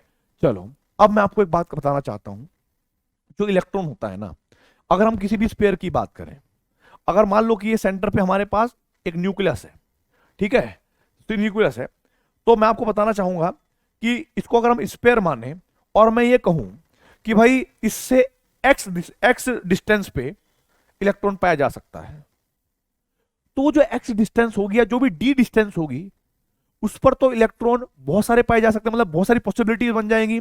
जैसे मान लीजिएगा कि अभी मैं एक गोलाकार चीज में, मतलब गोलाकार स्फीयर के बीच में सेंटर पे हूं, और मेरा जो हेड है वो न्यूक्लियस है, और मुझे बोला गया है कि ए डिस्टेंस पर इलेक्ट्रॉन पाया जाएगा, यानी उसकी रेडियस पर इलेक्ट्रॉन पाया जाएगा जो भी स्पेयर होगा। तो मैं देखूंगा कि यार ए डिस्टेंस तो ये भी है, ये भी रेडियस है स्पेयर की, ये भी है, ये भी है, ये भी है, ये भी है, नीचे भी उधर उधर उधर होगा कि नहीं होगा, बोलो। हर तरफ ए डिस्टेंस है, यानी इनफाइनाइट पॉसिबिलिटीज हैं ए डिस्टेंस पर इलेक्ट्रॉन को फाइंड करने की। तो हमें सिर्फ ए के पता होने से तो नहीं निकल पाएगा, समझ रहे हो ये बात।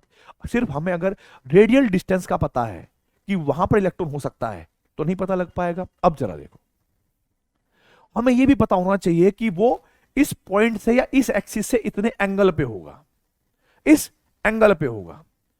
अब हमें लगा कि भाई ये वाला पॉइंट है, इसके इस एंगल पे लगा 45 डिग्री पर। मैंने क्या रखा कि ये वाली एक्सिस मानी ऐसे, ये वाली एक्सिस मानी, यहां पर डी रख दिया और 45 डिग्री पर ऐसे मैंने लगाया। अब जरा देखो, जो 45 डिग्री ऐसा होगा और मैं डी को ऐसे घुमाऊंगा, जैसे डी ये इस 45 को, ये आपके पास जीरो बेस है, 45 डिग्री है और 45 डिग्री पर बोला गया कि 45 डिग्री पर आपको इलेक्ट्रॉन मिल जाएगा। लेकिन प्लीज समझिएगा, जब ये फिक्स होगा और वो 45 डिग्री मुझे दिख रहा है, तो इस 45 डिग्री को मैं ऐसे ऐसे ऐसे ऐसे चारों तरफ घुमा सकता हूं कि नहीं घुमा सकता? उसी पॉइंट से चारों तरफ घुमा सकता हूं कि नहीं घुमा सकता? यानी सामने मुझे स्पेयर के अंदर भी एक सर्कल मिलेगा जो एक एंगल से बताएगा कि एक एंगल से भी आप जो है एग्जैक्टली इलेक्ट्रॉन को फाइंड नहीं कर सकते। यानी इलेक्ट्रॉन को फाइंड करने के लिए एक डिस्टेंस, यानी एक रेडियल डिस्टेंस और एक एंगल पॉसिबल नहीं है कि इलेक्ट्रॉन फाइंड किया जा सके। लेकिन अगर मैं इस वाली एक्सिस के अलोंग दूसरा एंगल लगाऊं कि भाई इस वाली एक्सिस से ये वाला एंगल बन रहा है या वो वाला एंगल बन रहा है, तो पता है क्या होगा? जब आपको स्पेयर के अंदर एक पर्टिकुलर डिस्टेंस और उसके साथ साथ दो एंगल के बारे में पता लग जाएगा, तो कहीं ना कहीं एक ऐसा पॉइंट आएगा जो इंटरसेक्शन पॉइंट आएगा। कि मैथमेटिक्स की पॉइंट कोऑर्डिनेशन की बात कर रहा हूं मैं, कि एक ऐसा पॉइंट आएगा जहां पर वो इंटरसेक्ट करेगा और वहां पर probability of finding electron maximum भी हो सकती है और वहां पर probability of finding electron zero भी हो सकती है। वो तो डिपेंड करेगा कि वो क्वेश्चन कैसा पूछता है। ठीक है, ये पॉइंट हमें ध्यान रखना है। तो कहने का मतलब ये हुआ कि ये जो साई होगा ना, साई, इसकी जब आप इक्वेशन भी पढ़ोगे आगे चल के, तो बेसिकली साई अकेला एक ऐसा वेव फंक्शन है, वेव फंक्शन है जो दो फंक्शन का कंबाइंड फंक्शन है। दो फंक्शन का कंबाइंड फंक्शन का मतलब क्या हुआ? जरा देखो कि सर एक तो रेडियल, मतलब डिस्टेंस की भी जरूरत पड़ेगी तो रेडियल फंक्शन भी होगा जरूर, और दूसरा क्या होगा कि सर एंगुलर, एंगल भी जरूरी होंगे, तो एंगुलर फंक्शन का मल्टीप्लाई भी होगा। मैं आपको बताता हूं आईआईटी एडवांस में और जेईई मेन में कैसे क्वेश्चन आ सकते हैं यदि साई की फॉर्म में कोई इक्वेशन आ जाए। तो वो ये पूछेगा कितनी डिस्टेंस पर रेडियल नोड पाई गई, कितनी डिस्टेंस पर रेडियल नोड पाई गई। तो आप लोग क्या करेंगे, अगर हम निकालना चाहते हैं आइडेंटिफिकेशन ऑफ, या कह सकते हैं हमारा टास्क क्या है, टास्क समझना क्या होगा, टास्क क्या होगा, determine the distance, determine the distance of node, या कह लीजिए रेडियल नोड, रेडियल नोड। ठीक है भाई, radial node from the nucleus, ये पाना है। ऐसे क्वेश्चन आईआईटी एडवांस में आ सकते हैं या जेईई मेंस में इसके ऊपर ग्राफ आ सकते हैं।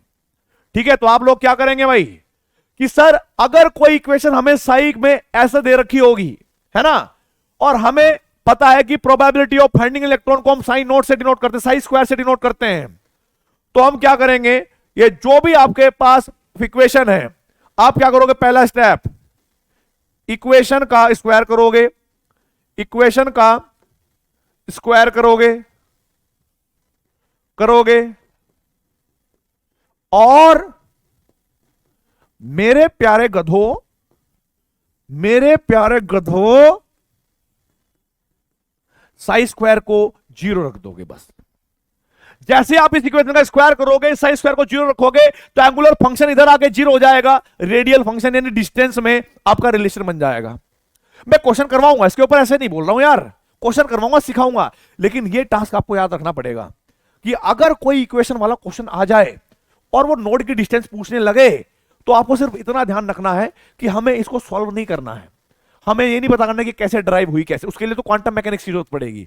हम सिर्फ ये करेंगे कि वो नोड के बारे में पूछेगा, तो ये जो भी आपके पास जो भी इक्वेशन होगी इसका स्क्वायर कर देंगे दोनों साइड से, और साई स्क्वायर को जीरो रख दोगे, वैल्यू अपने आप आंसर आ जाएगा, ये मैं गारंटी देता हूं। ठीक है, तो ये पॉइंट तुम्हें समझना है जो मैंने आपको बताई।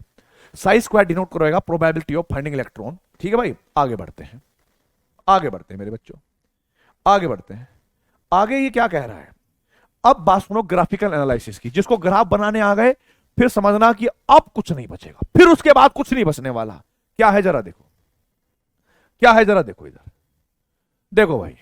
अगर मैं कहता हूं आपको Sai square, sorry, graphical analysis, क्या होगा, पहला होगा, पहला कैसा आएगा जरा देखो।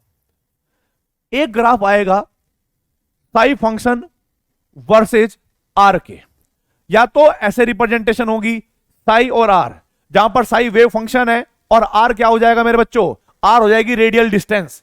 या फिर कई जगह पर r versus small r. Actual में क्या होता है कि जब हम रेडियल डिस्टेंस की बात करते हैं ना, तो जो आपके पास साई यानी वेव फंक्शन है, उसका जो रेडियल फंक्शन होता है, जैसे मैंने यहां पर लिखवाया, उसका जो रेडियल फंक्शन होता है उसको कई बार हम आर से ही डिनोट कर देते हैं। तो इसमें कंफ्यूज होने की कोई जरूरत नहीं है। अगर मान लो आपको कोई ग्राफ सिखाया गया है ऐसे, ठीक है भाई, और ये मैं सिखा रहा हूं for S orbitals, S orbitals की बात कर रहा हूं मैं, एस ऑर्बिटल्स के लिए आपको हमेशा ग्राफ क्या करना पड़ेगा, हमेशा ग्राफ ऊपर से नीचे ऐसे लेके आना पड़ेगा। मतलब स्टार्टिंग कहां से करनी पड़ेगी, ऊपर से करनी पड़ेगी। चलो भाई, पहले मैं स्टार्ट करता हूं 1s से, 1s से स्टार्ट करता हूं। यहां पर ग्राफ बना होगा ऐसे कि एक तरफ लिखा होगा कैपिटल आर और एक तरफ लिखा होगा स्मॉल आर, जिसको हम रेडियल डिस्टेंस और इसको हम रेडियल फंक्शन कहेंगे। अगर हम 1s कहते हैं तो पहला काम होगा हमारे पास क्या, रेडियल नोड निकालना। क्या निकालना, रेडियल नोड निकालना। तो आप लोग जानते हैं कि रेडियल नोड का फॉर्मूला क्या होता है, n minus l minus 1। N की वैल्यू कितनी होगी, बोलो, एन की वैल्यू हो गई 1 क्योंकि 1s है, एल 0 होगा, -1 इक्वल टू 0 आई।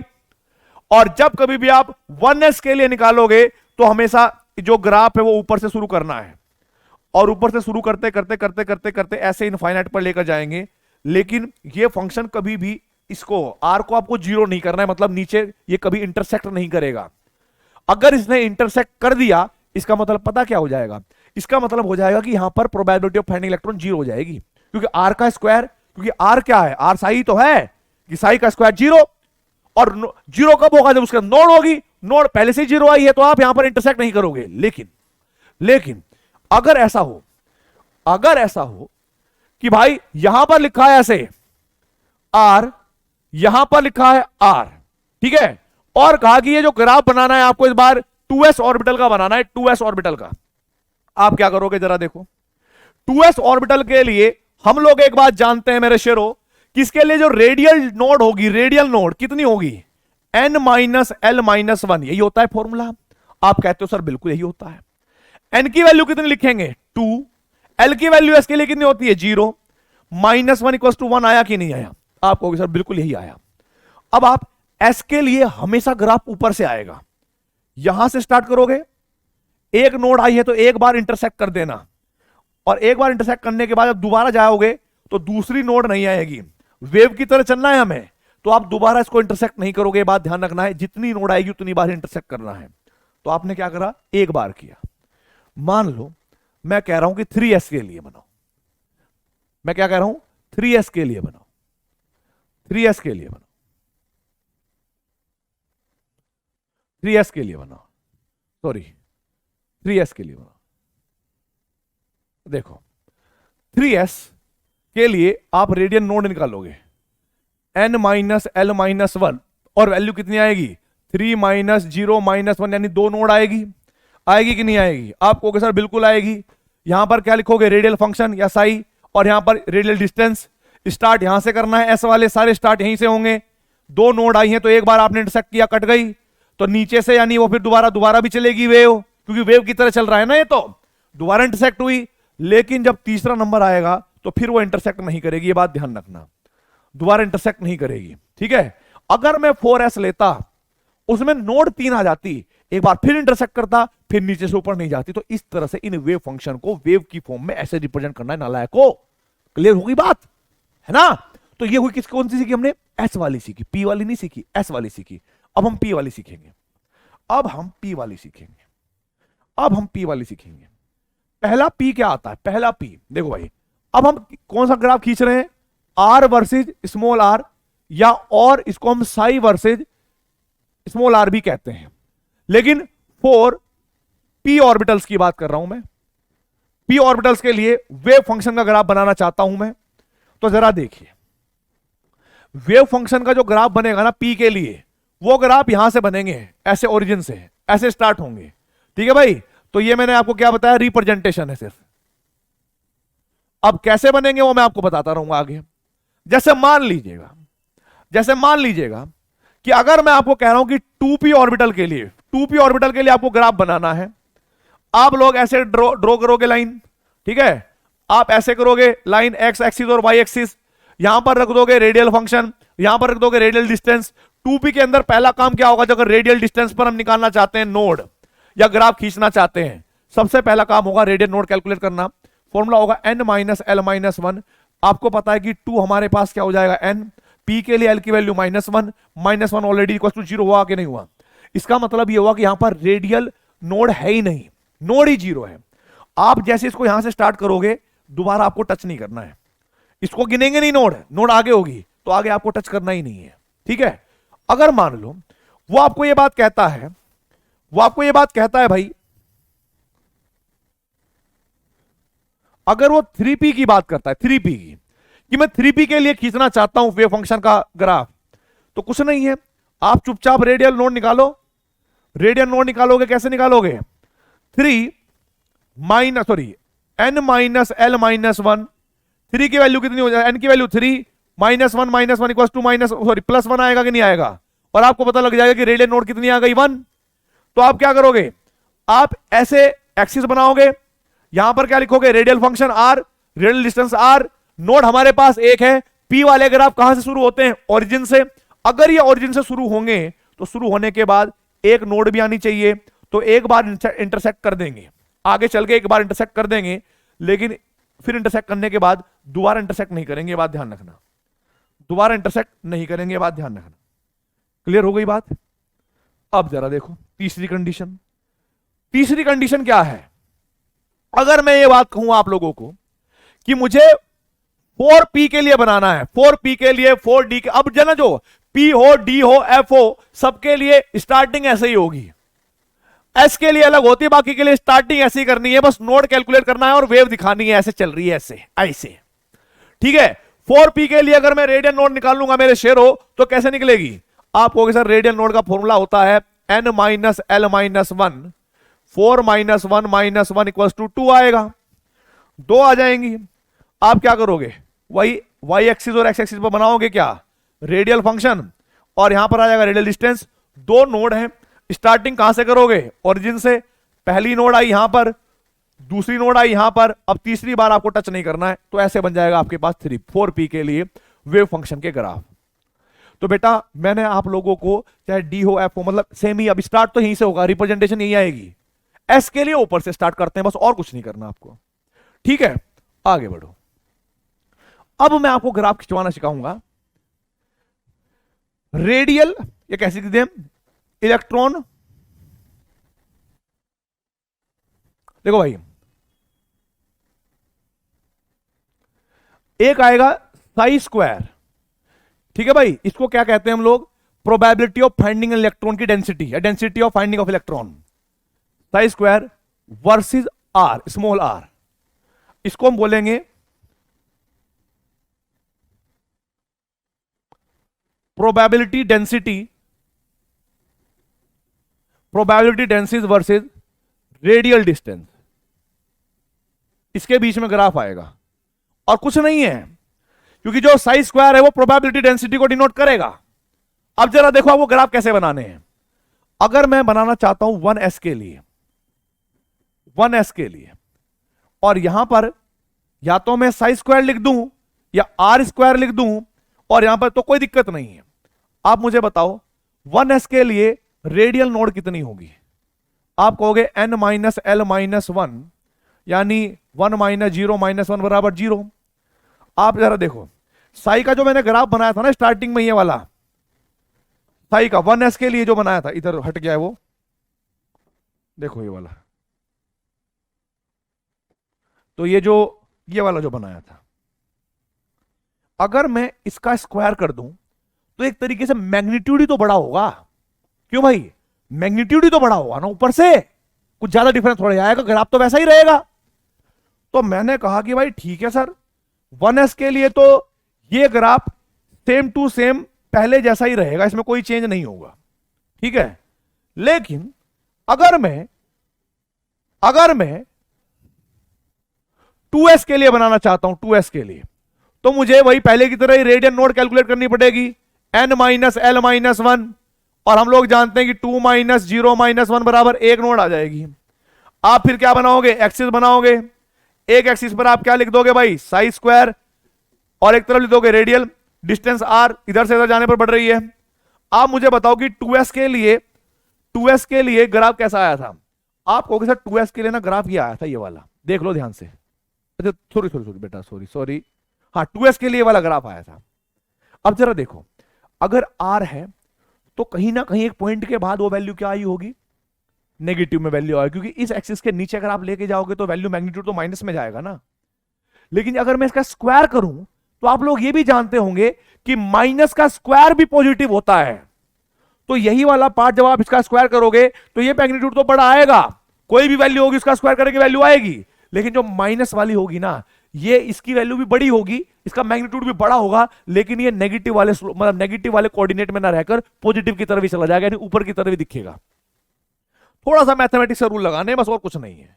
तो जो ग्राफ आएगा ना, वो क्या होगा कि एक बार स्टार्ट होगा यहां पर टच करेगा, नीचे नहीं जाएगा, क्योंकि एक नोड थी नीचे, जब बस इसको टच करने के बाद जो नीचे जाने वाला था उसका मैग्नीट्यूड भी ऐसे बढ़ जाएगा। जो 2 बार टच करते वो 2 बार ऊपर रहेंगे, बस अगर स्क्वायर कर रहे हो तो नीचे नहीं जाएगा, ये बात ध्यान रखनी है। बस अगर तुम्हें ये बात ध्यान रहेगी ना, कसम से तुम बिल्कुल ठीक करोगे, कोई गलती नहीं करोगे, ठीक है। चलो आगे आ जाओ, आगे देखो। अगर कोई आपको ये कहे कि सर इस बार हम 2p के लिए बनाना चाहते हैं, फॉर 2p के लिए Sai square versus radial distance r है, कुछ नहीं करना है। आप ये देखो कि 2p का ग्राफ क्या था, आप ये देखो बेटा 2p का ग्राफ क्या था, आप देखोगे सर 2p का ग्राफ ये है जो एक बार भी टच नहीं करता, क्योंकि इसके अंदर रेडियन नोड है ही नहीं। आप इसका स्क्वायर करोगे तो मैग्नीट्यूड बढ़ेगा ही तो बढ़ेगा। आप क्या करोगे, चुपचाप इसके लिए यहां से स्टार्ट करोगे और इसको कभी भी टच नहीं करो, क्योंकि टच वो कभी कर ही नहीं रही थी, ठीक है। लेकिन अगर वो आपसे ये बात कहे मेरे शेरों कि मुझे तो भाई 3p के लिए निकालना है, किसके लिए निकालना है, 3p के लिए निकालना है। 3p के लिए आप लोग जानते हैं कि रेडियल नोड इसके अंदर कितनी आएगी, 1, और जब आप इसका ग्राफ बनाओगे तो एक तरफ क्या डालोगे, साई स्क्वायर यानी r स्क्वायर, और एक तरफ हमने r ये डाल दिया। r और साई एक ही बात है, यहां पर मैंने अल्फाबेटिकली और ग्रीक वर्ड को एक ही बात माना हुआ है, ठीक है। तो आप 2p के लिए ग्राफ देखो क्या होगा। 2p के लिए ग्राफ कुछ ये था, सॉरी 3p के लिए ग्राफ कुछ ये था कि भाई ये एक बार इंटरसेक्ट कर रहा था, यहां से तो स्क्वायर करेंगे तो मैग्नीट्यूड ऊपर बढ़ेगा ही बढ़ेगा, कोई भी वैल्यू उसका स्क्वायर करने पर बढ़ती है। लेकिन ये जो नेगेटिव वाली वैल्यू होगी बेटा, ये नेगेटिव वाली वैल्यू भी आपके पास कहीं ना कहीं बड़ी होगी, ऊपर पॉजिटिव जाएगी। तो यहां पर क्या होगा आपके पास, जरा देखो कि ये बार एक बार स्टार्ट होगी ऐसे, एक बार टच होगी और फिर आगे टच नहीं होगी, क्योंकि हमें पता है कि रेडियन नोड एक है, बस एक ही बार टच करना है। और पहले वाला पहाड़ छोटा होगा, बड़े वाला पहाड़ ऐसे बढ़ता जाएगा। अगर किसी में 10 पहाड़ भी आएंगे तो छोटे से बड़े की तरफ चलना है, बस इतना करना है आपको, ठीक है। एक तो ये समझ लो। अब आगे बढ़ते हैं, ठीक है। अब आपके पास आएगा साई स्क्वायर डीवी, ठीक है, 4 पाई स्क्वायर वर्सेस डीवी, कुछ ऐसा ये देख लेना, ठीक है भाई।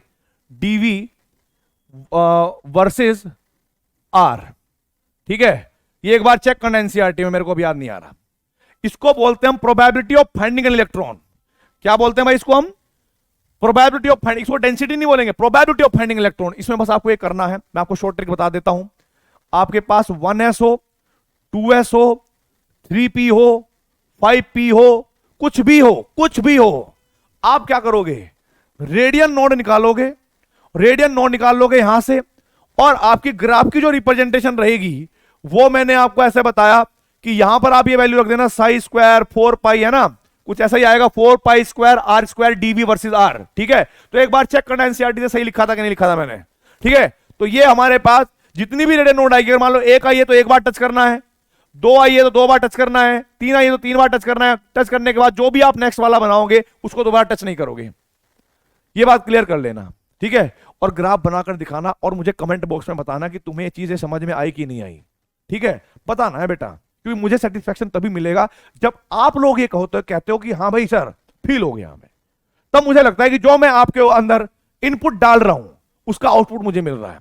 ऐसे आपने वीडियो देखी और कुछ बताया ही नहीं कि हमें समझ में नहीं आया, तो फायदा क्या है मेरे पढ़ाने का। ठीक है, तो अपन लोग इसको ध्यान से पढ़ेंगे। आगे आ जाओ, जितना मैंने आपको पढ़ाया सामने क्वेश्चन रख दिया और पता है क्या बोला, P is the probability of finding an electron, कोई दिक्कत नहीं है, इधर से है 1s electron of hydrogen atom. और प्रोबेबिलिटी का मतलब क्या होता है, साई स्क्वायर। प्रोबेबिलिटी का मतलब क्या होता है, साई स्क्वायर। आप लोग ये बात समझिएगा कि साई स्क्वायर यानी किसी का भी अगर मैं स्क्वायर करता हूं तो वो कभी भी आपके पास मतलब सॉरी ये 4 pi r square d are मिल गया।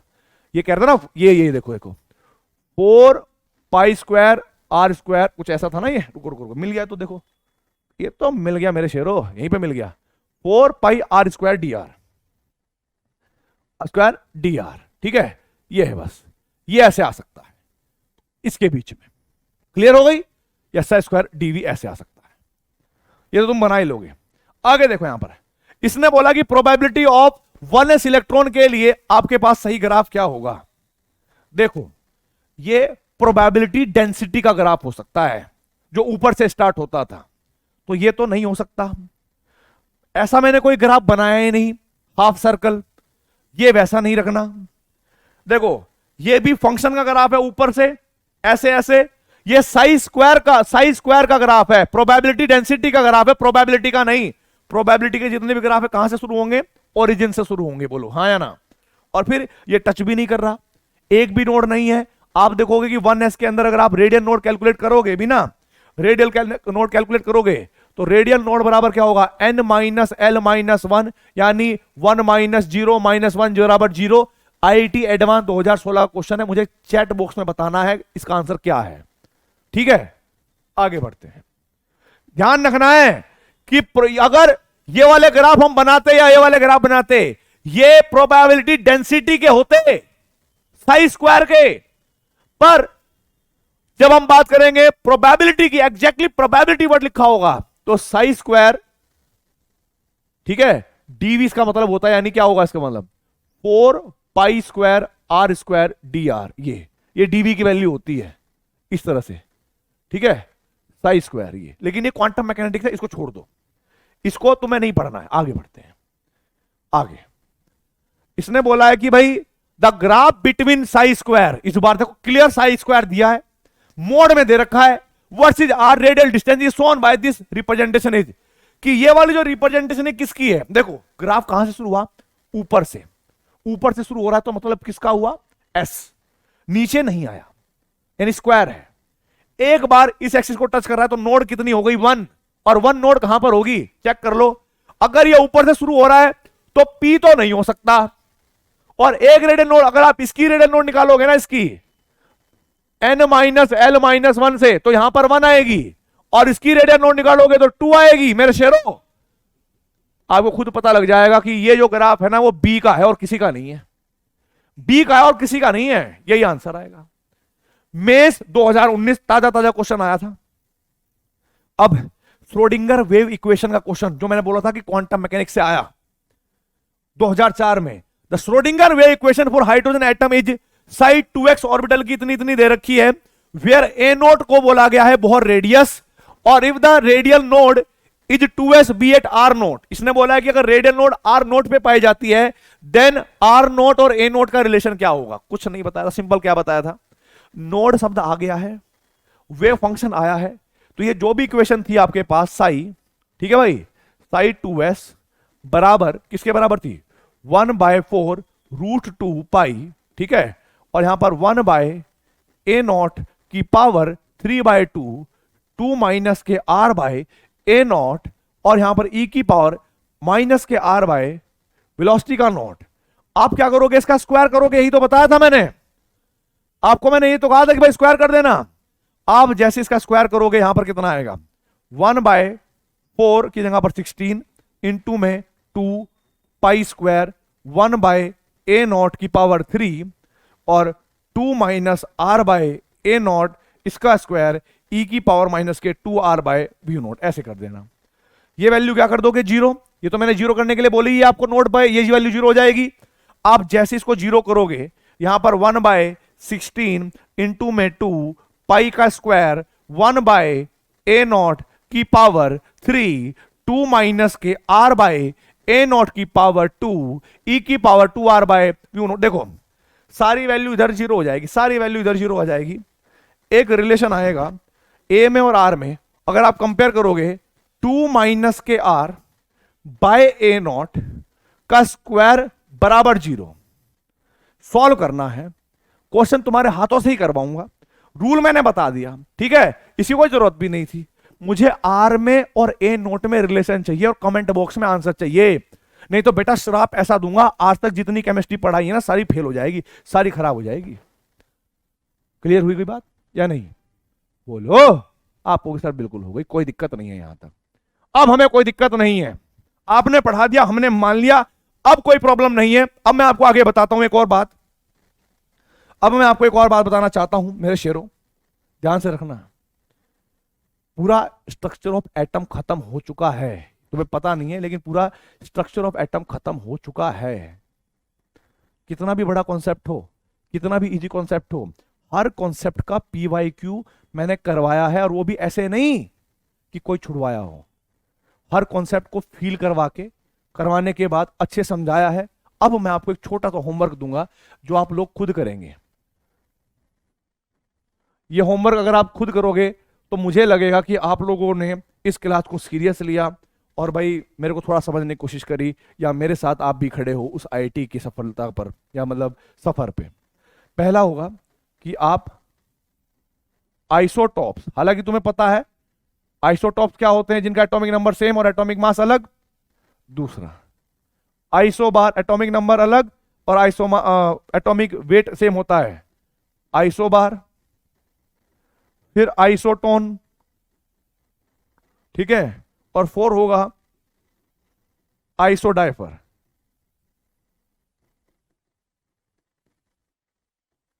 इनको बताओगे, बता देता हूं क्या है। आइसोटॉप में क्या होता है, सेम एटॉमिक नंबर, और दूसरा डिफरेंट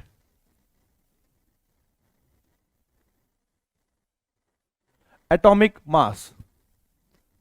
लेकिन आइसोबार में बिल्कुल उल्टा है, यहां पर क्या होगा, डिफरेंट एटॉमिक नंबर, और फिर आपके पास आएगा same atomic mass, same atomic mass. Isotones क्या होते हैं, जिनके अंदर सेम न्यूट्रॉन्स होते हैं, ठीक है। और आइसोडाइफर्स क्या होते हैं, जिनके अंदर सेम न्यूट्रॉन माइनस प्रोटॉन का डिफरेंस होता है, न्यूट्रॉन माइनस प्रोटॉन का डिफरेंस।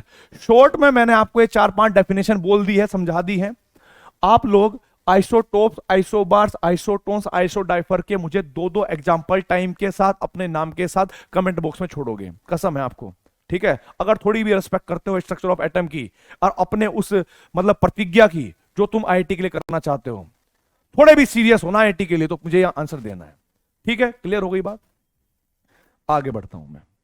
आप लोगों को मैं अगले चैप्टर तक छोड़ रहा हूं, छोड़ने के बाद आपको आपके सर आएंगे इनऑर्गेनिक केमिस्ट्री वाले, फिर उनसे आपको मन लगा के पढ़ना और आगे बढ़ना है। क्या है जरा देखिए, क्योंकि कुछ टॉपिक हैं जो मैं आपको बताना चाहता था और जो स्ट्रक्चर ऑफ एटम से रिलेटेड है, ठीक है। वो क्या है, जब आप आगे जाओगे ना नेक्स्ट चैप्टर में बेटा, तो वहां पर यह होगा कि आपके पास एक पीरियोडिक टेबल आएगी जो कि आपका नेक्स्ट चैप्टर आने वाला है, ठीक है।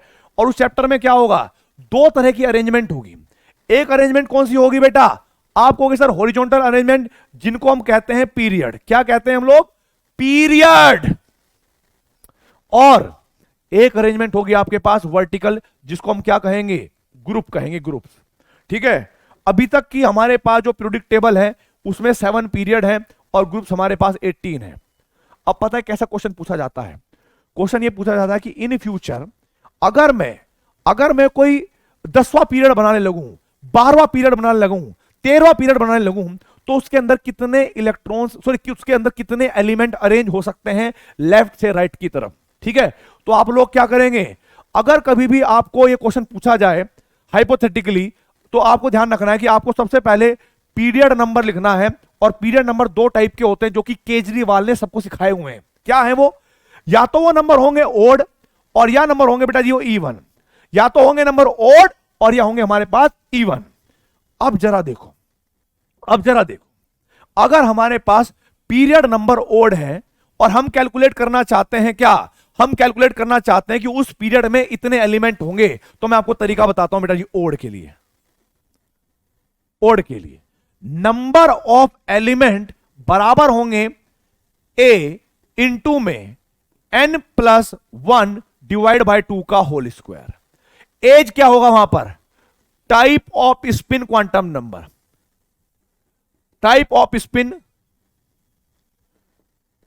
Quantum number. ठीक है, और यदि इवन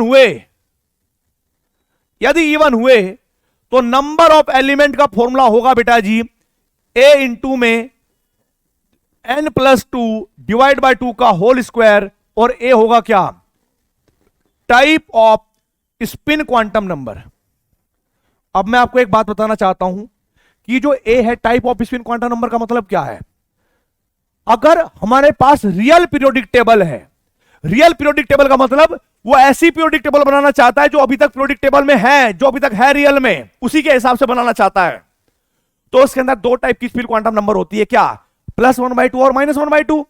कितने टाइप की हुई? 2 टाइप की। तो ए की वैल्यू क्या हो जाएगी? 2। ए की वैल्यू 2 किसके लिए हो जाएगी?